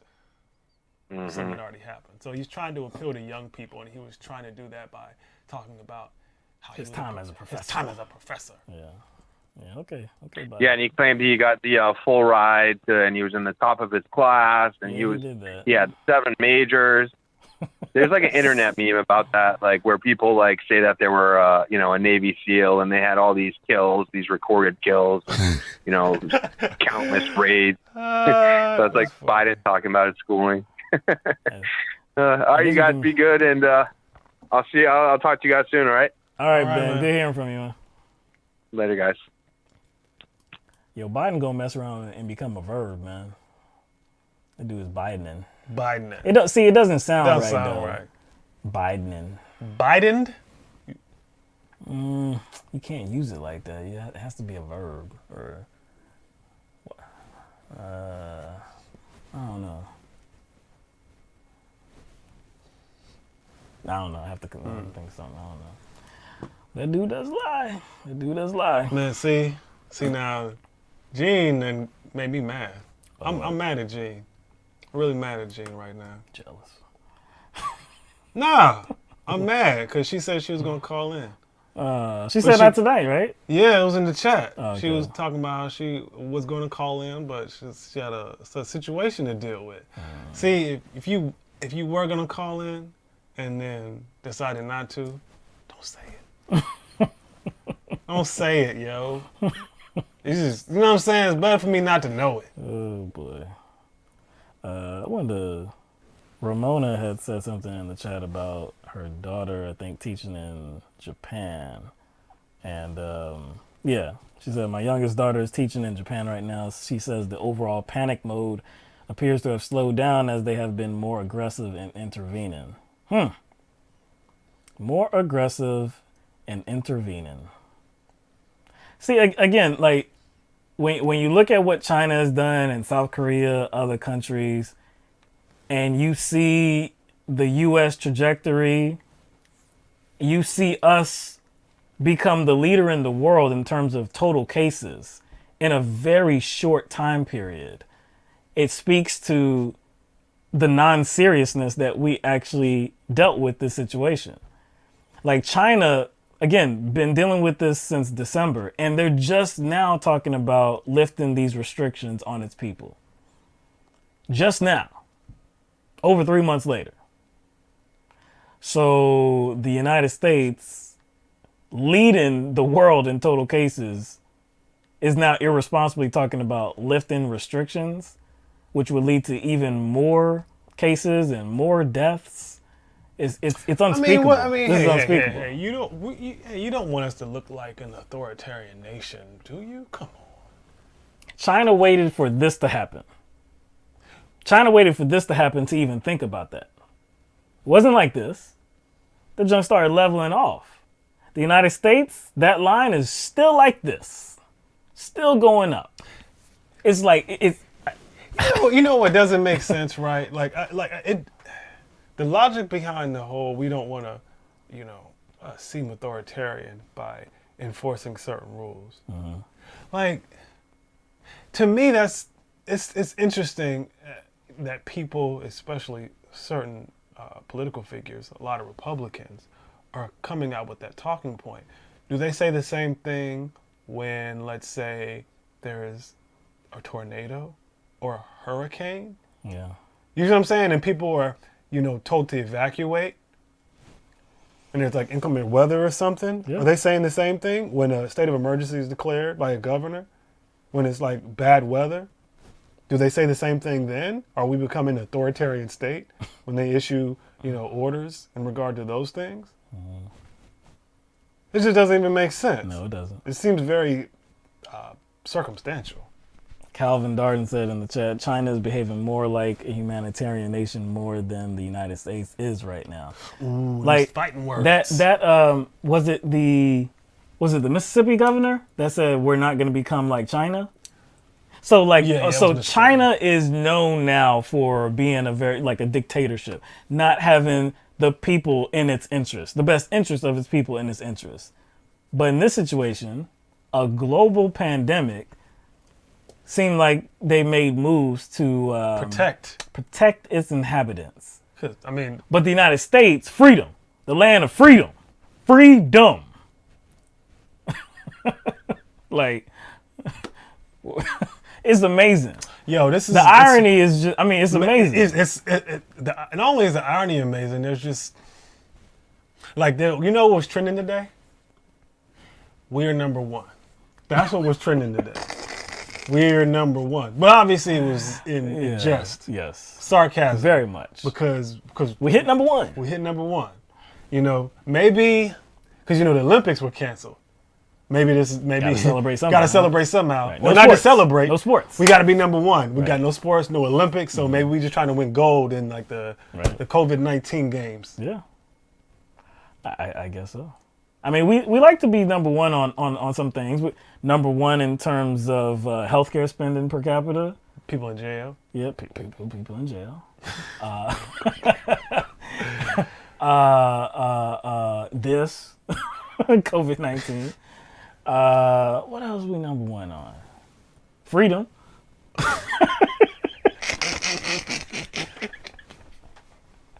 I forgot where we are. We're way down in education too. Yeah, we're not like the worst, but yeah, yeah, man. Yeah, most military spending, no doubt. Number one. These are all bad number ones. Can anybody? Freedom. That's a good number one, right? That's a good number one. Most free country ever. Right. I think the term freedom and free is really just more about, like, when people say it, it just sounds like they're really just talking about being, like, stubborn. Yeah. It's like, it doesn't mean anything. It's being irrationally stubborn. It's being irrationally stubborn. It doesn't mean anything. It just means we do what we want. Right. We do what we want whenever we want, regardless of whether it makes sense or not. That's what freedom seems to mean to a lot of people. It's ridiculous. America. Gene said, I heard that India is going to produce or mass produce huge amounts of testing to be out in your corner stores. It was a lot of people, quack scientists out there, quack doctors out there who have a large following, recommending certain remedies for coronavirus. YouTube has put a lot of those videos down because they consider it a public health hazard. Now I'm not so sure about the other platforms like Twitter, Facebook, Vimeo, but yeah, YouTube had to pull down some videos because people were just some quacks out there. Well, if Trump can claim to understand all of this without being a scientist or a doctor, I mean, if he can claim to have just this ability to process this information and I just know what's going on and recommend drugs. Why can't I? Anecdotal information. Why can't I do it? Why can't regular people do it? And that's what happens. I mean, this thing, that's not like a special situation. That happens all the time. Every time. It happens every time something like this. Somebody think I don't even know if they think they have the answer, but they will try to guide people in the absolute wrong direction every time. I think one of the number one remedies that is being suggested is some sort of industrial cleaner. Yeah. It's like, what is it called? Like MSS or something? I don't know what it's called. But it's like, basically, it's like bleach. Yeah, it's like bleach. Yeah. I mean, I believe that's what I was addressing too. I mean, because it wasn't the anti-malarial drug that Trump was talking about, but it was maybe related to it or something like that. Had like the same component. Something like that. So it's like somebody died from that, and then the other person, which is the spouse of that person, is in critical condition. Now, I will say Trump bears some responsibility, but the people were 60 years old. There's got to be some either desperation on their part or just some serious gullibility, like for them to even listen to like the advice from Trump. Like your first mistake was probably just having allegiance to a person. That was the first mistake. That was the setup right there. Trump is your God, so he said it and you believe him. Think about how desperate you would have to be, though. Well, that's a good metaphor for just the state of politics we're in if we're talking about Trump supporters. They're willing to listen to a political figure. Not a scientist, not a doctor. A scientist, somebody who doesn't know shit. They're willing to do that even if it kills them. Yep. Damn. Tragic. All right, some super chats. Stars Girl. Sue Liberty U for student reckless endangerment. Not just student reckless endangerment, the faculty as well. Because they're just requesting that the students come back, but they are mandating that the faculty comes back. I mean, that's... My gosh, man. They don't care. These are not humanitarians. These are the worst. These are the worst types of people, man. They don't care about the livelihoods of other humans. Like half his base might die. Obviously, other people are going to get caught up in it too. Yeah. Obviously, everyone's going to get caught up. But he never cared about those people in the first place, though. He never cared about those people. He just cared about promoting the idea that he was for them. So, what is it going to take for enough of those people to distance themselves from Trump? What is it going to take? Obviously, I don't know. Obviously, there's a segment that you can't do nothing about, no matter what he does. They're going to always turn into, oh, he was trying to do the right thing. He was trying to do he was trying to do something for the good of the country. And we already see people who are like Ben Shapiro. Ben Shapiro, he was, basically, talking about how, we can't destroy the economy just to save lives, essentially. So we cannot destroy the economy just to save maybe 2 million lives. Essentially, that's what he's saying. And he's not the only one that's saying that. So they're going to invent something to make themselves feel better about Trump fucking up big time. So I do believe there's a segment of his base you can't do anything about or say anything to. But if the body bags start piling up, it's hard to say it like that, but you remember the body bags start piling up. You remember I always talked about the pain is coming. Now, I didn't envision this. This was something that... You talking about financial. Yeah, I mean, it definitely was concerning Trump and what Trump was going to lead to. You know what I'm saying? Like, what the situations that he was going to force on people, specifically people that supported him. I didn't envision this. But see, hey, man, maybe you got a gift. See, that's how soothsayers are. They have a vision... But don't know exactly how it's going to play out. It's just a model. It's just a model. It's a symbol for something. Right. Well, the pain is definitely here. I mean, it is, and it's getting worse. It's definitely here and getting worse. Mr. Cleo. Mr. Cleo. Just real? Just real. All right. Ramona, okay. Joe Biden is not the actual nominee. The aggregate experts that surround him are who is running. He is truly the vacuous suit in front of the podium. Yeah, that speaks to some of the stuff that we were just talking about. I can't, so I saw somebody in the chat say it earlier about what Joe Biden looks like right now kind of looks like what Ronald Reagan looked like in his second term, especially at the end of his second term, which, yeah, he didn't look like he was all there. And we're talking about somebody potentially going into his first term in Joe Biden. So it's not looking good. I don't believe, like a lot of people, like Ramona believe, I don't believe he would be capable of running the country. I don't believe he would be.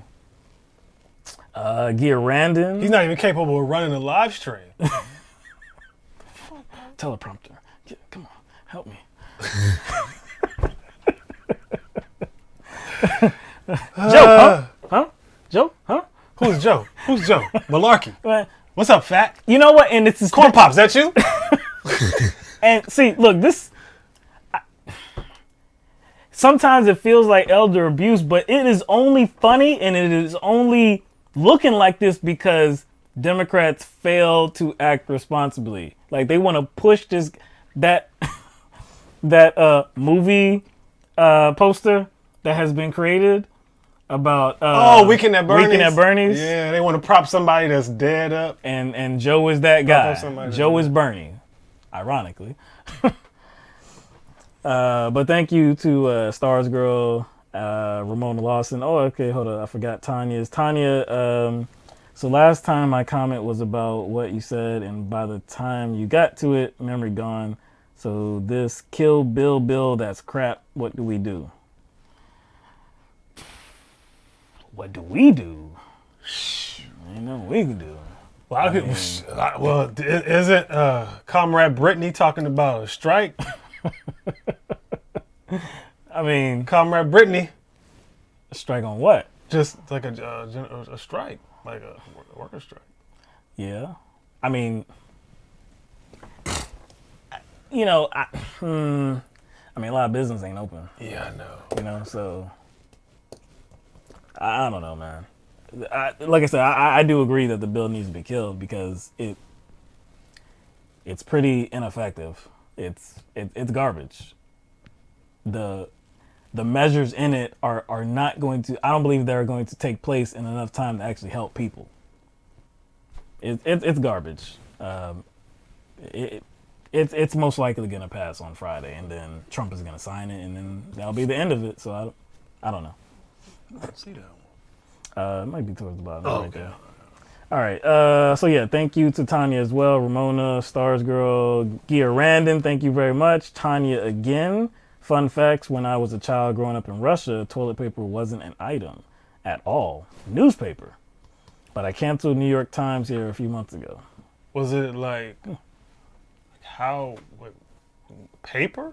Like toilet paper was not an item. Whew. Wow. That seems kind of rough. Like literally. That's Yeah. rough. Like I'm sorry. Is your butthole okay? Like you. Did your Toilet butthole paper turn was out not an like option. fine? Is it like deformed in any kind of way? Because that's a lot of friction. Like I said, when this first started happening and people were rushing to the stores, I gathered that water was going to be flying off the shelves. I gathered that, canned foods were going to be going off the shelves. Toilet paper was not something that I could have predicted. And I guess that, that's my, I guess I take advantage of the fact that toilet paper has always been there. Yeah, so you've taken toilet paper for granted. I've taken it for granted, yeah. That toilet paper has always been there, and I would never have to worry about it not being there. That's crazy that it wasn't an item. M. Philbin, you two were great on Matt Orfalia's show earlier. Your channel is excellent. What do you think of groups like Redneck Revolt, John Brown Gun Clubs, and the Socialist Rifle Association? Some doing mutual aid. Well, thank you very much, M. Philbin. Yeah, we haven't talked about that yet. We were with Mount Orfalia on Friday. Yeah, the day after the show last week. So we did a live stream with him for about an hour and a half, 2 hours, something like that. Felt like about an hour and a half. That was the guy who made that very riveting video. Yeah. Showing mainstream media's characterizations of Bernie and how it did not line up with reality, and he put that together really well. Right. And Bernie He put Sanders, together a whole lot of of stuff. But that was the one that got a lot of attention, made him famous. Bernie Sanders' campaign was going to hire him, Yeah, and then he felt the claws. Of the corporate pushback, the corporate media. They became so upset about some shit he said, like 10 years ago. Was it 10 years ago? Yeah. Some video that he put together. But it was very sarcastic. He was trying to prove a point, and it's obvious. Right. So, but yeah, then the campaign had to distance themselves from that. But yeah, it was a good talk. If you do want to see it, you just have to go to his YouTube channel, and the video is up there. Some of these groups I haven't heard of though. Redneck Revolt. I've heard of Redneck Revolt, but I haven't heard of that. John Brown Gun Club, Socialist Rifle Association. Some doing mutual that John aid. Brown, that sounds very inviting. Just saying. I'm just saying. Yeah. A lot of well, I mean, pro Second Amendment type stuff. I mean, pro firearm or whatever. Like I said, yeah, I'm not familiar with maybe any of these. I'd have to do some research on them. But thank you very much for your comment and your contribution. We have Ramona again. Ramona, okay, so she says, Will, so Biden needs to be digitally remastered. They got the technology. They do have the technology. In real time, I don't know. In real time. They got some stuff. If you have ever seen, I don't know, if you can go look it up on YouTube, where they put the faces, they put someone else's face on the different characters of shows. Yeah, you know but that might need, but you may need to edit believable. that. Like I'm talking about that, like that's post production. I don't know if you can do that on like something that's live. Like they, my man, the actor from the Fast Furious movies, Paul Walker. Paul Walker. Yeah, Paul Walker died in that car accident, and it was actually his brother that helped out in finishing the movie. And so they were able to use his brother, but they, certain angles and stuff. Yeah, they were able to do some digital tricks and stuff like that to where it still looked like Paul Walker. They can. I can see them deep faking Biden. They can do a deep fake Biden. Yeah, but it'd have to be, like I said, post production. It can't be live. It can't be live. He wouldn't be able to do anything live anymore. True that. I guess they could do that. Let's say the president has to address the nation. Well, you can just tape it beforehand. And then just tape it beforehand. I guess so. Yeah, I mean, I guess that's a possibility. I think they would go out to any limb that they can think of because, like I said, profits over people. Yeah, his name is Matt Orfalia. That is the correct spelling, what Gene just spelled in the chat section. Actually, I can, I'll just put a link right in the chat section to the video. So you can go directly to it, and so that it's tied right to this video. Let's see here. Yeah, it's his first video. It's his last video, at least. I mean, all right, let's see. All right.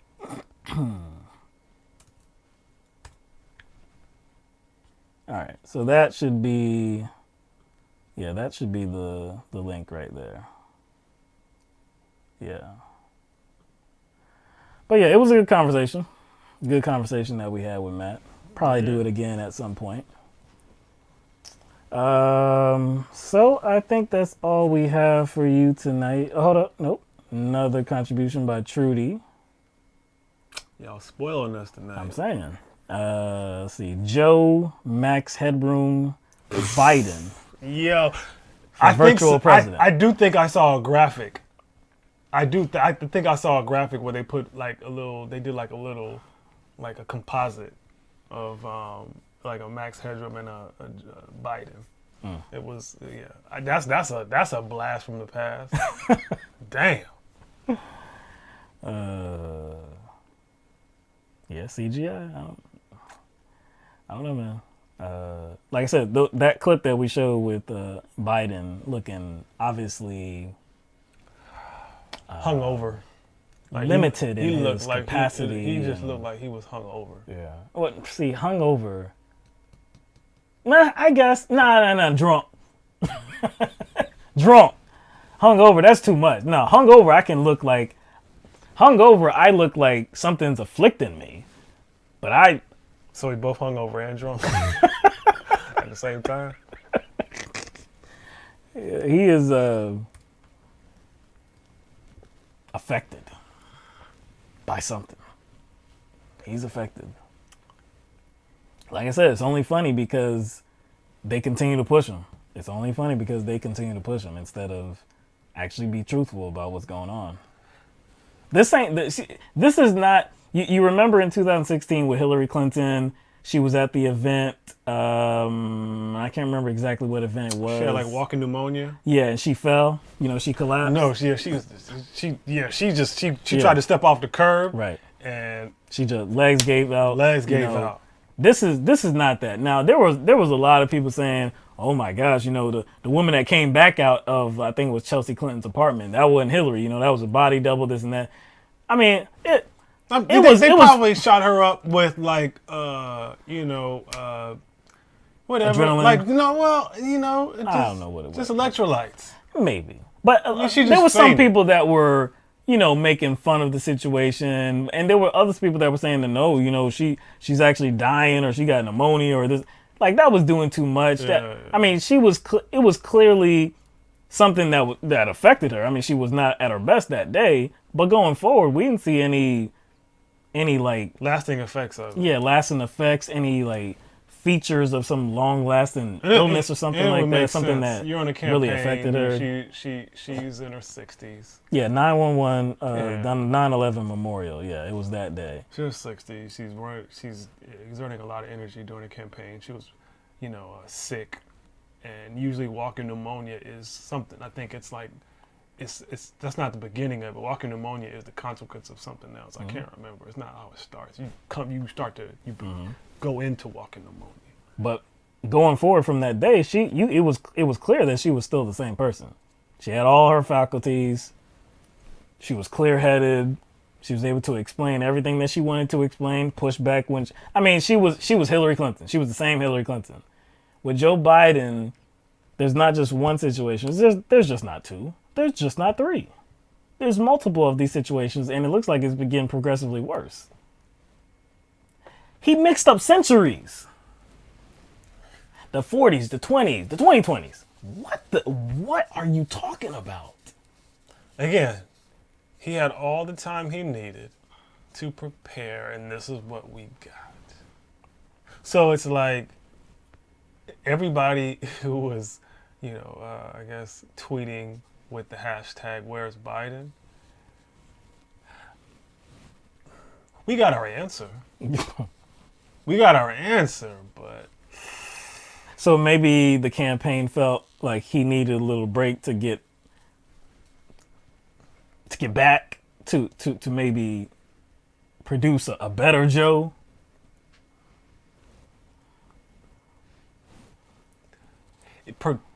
A worse Joe came out. A worse Joe. The break didn't help. Oh, yeah. Break didn't help. Break didn't help. He is halfway to a weekend at Biden's. Damn. He's halfway there. He's halfway to weekend at Biden's. I'm telling you, man. Again, when we showed that clip, the end of his speech last week, I'm telling you, I did not hear his wife say, "Joe." I didn't hear that until today when I was looking at that clip. Because it was soft. She didn't have a mic. Yeah, that's like something you say when you're trying to like summon like a ghost or a spirit. Or a kid. Joe. Huh? That's it. Huh? He was asleep. He fell asleep. She went and got him. And that wasn't enough. He didn't follow her off the screen. She had to call him. She had to call him. Imagine if she wasn't there. What have we been saying about her though, right? She's a caregiver. She's a caregiver. Imagine if she wasn't there in that moment. How long would that have lasted? Would somebody in his campaign been able to pounce, been able to react like that? I doubt it, because that's his wife. So she's like on top of everything with him. Because, but wonder what... How you get surprised? How you get surprised in that situation? Like, you didn't see it coming? You didn't see it coming? You didn't know it was the end? I don't think it's a matter of what he knows. It's just like, that's what his brain did. That's what I'm saying. If this was a person that clearly had all of his faculties, then you would be asking those questions like, yo, how did you not see her? Like, why are you acting like you don't know where you at? Why aren't you getting up off the stage right now? Like, the stream is over. Like, peace out.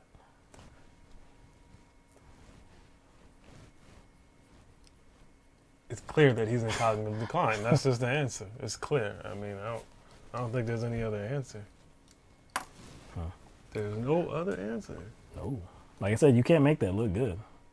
I know his supporters are trying, but you can't make that look good. All right. One last thing I do want to point some attention to, I believe a new patron of ours.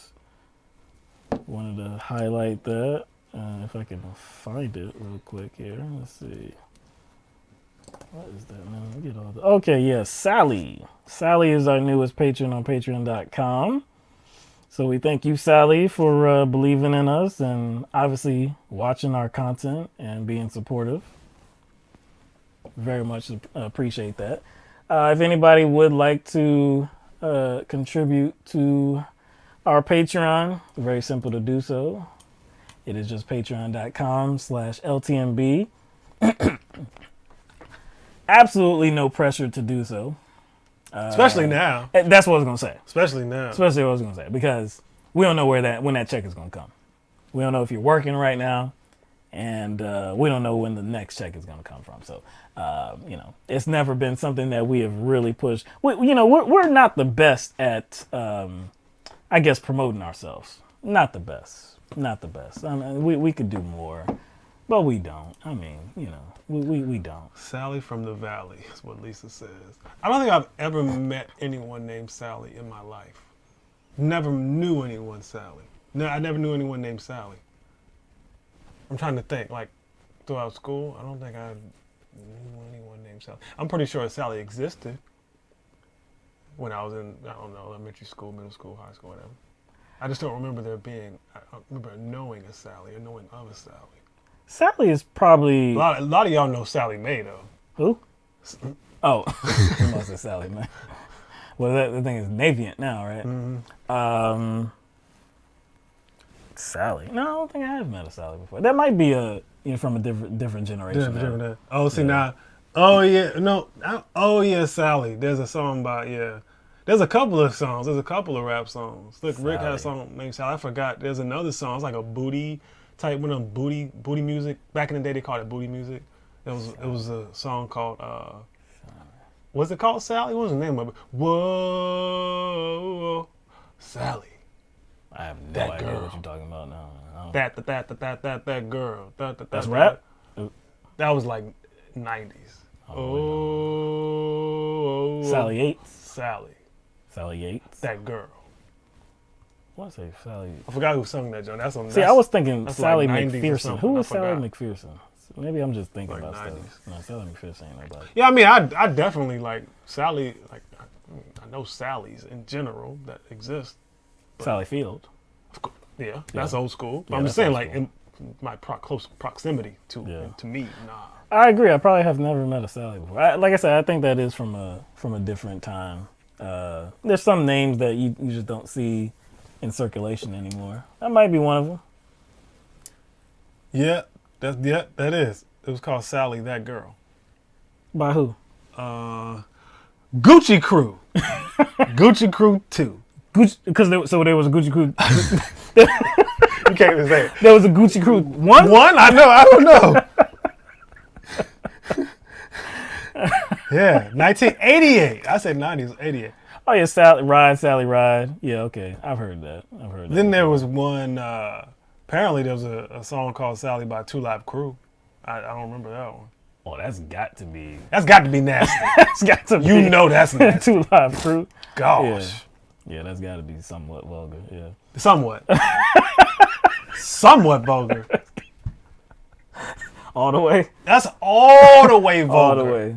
That's like all the way nasty. Two That's Live like Crew. licking the toilet seat nasty. Yeah. They was all the way nasty.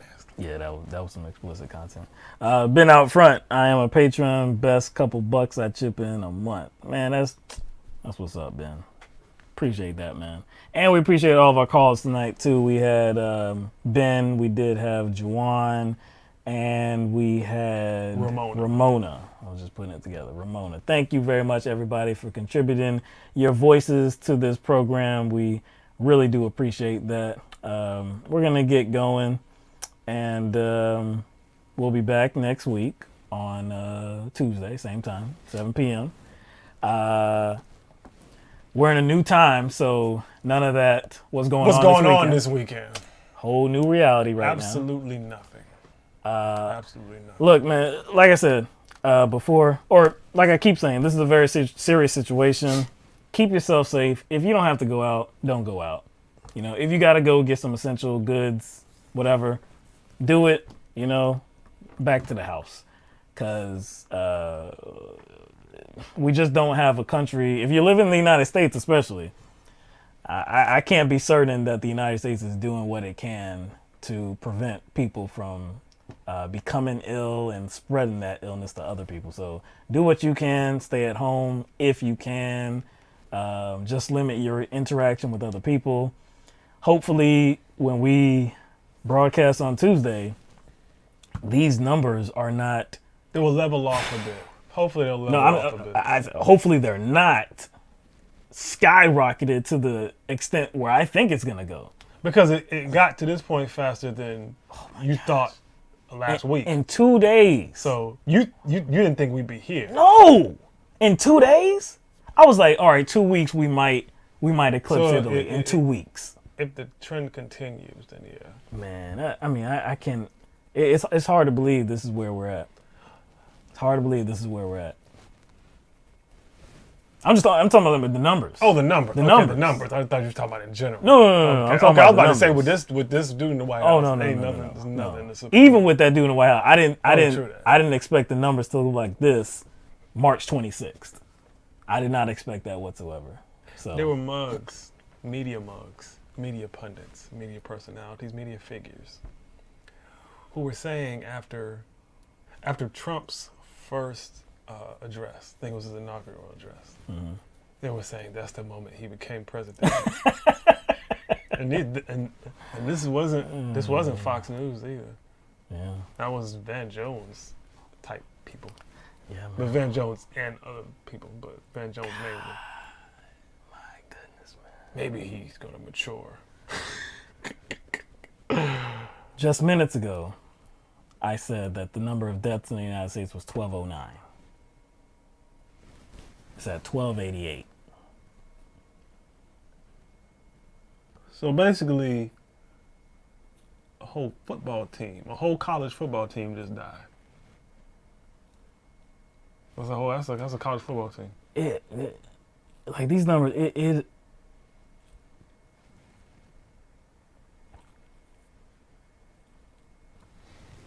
That's oof. I don't even. It's not slowing down. Like I said, man, protect yourselves, remain safe. We'll see what it looks like on Tuesday. I'm scared. I'm scared of what it's going to look like in 5 more days. Man. All right. Stay safe out there. We'll see you on Tuesday. All right. Peace out, everybody.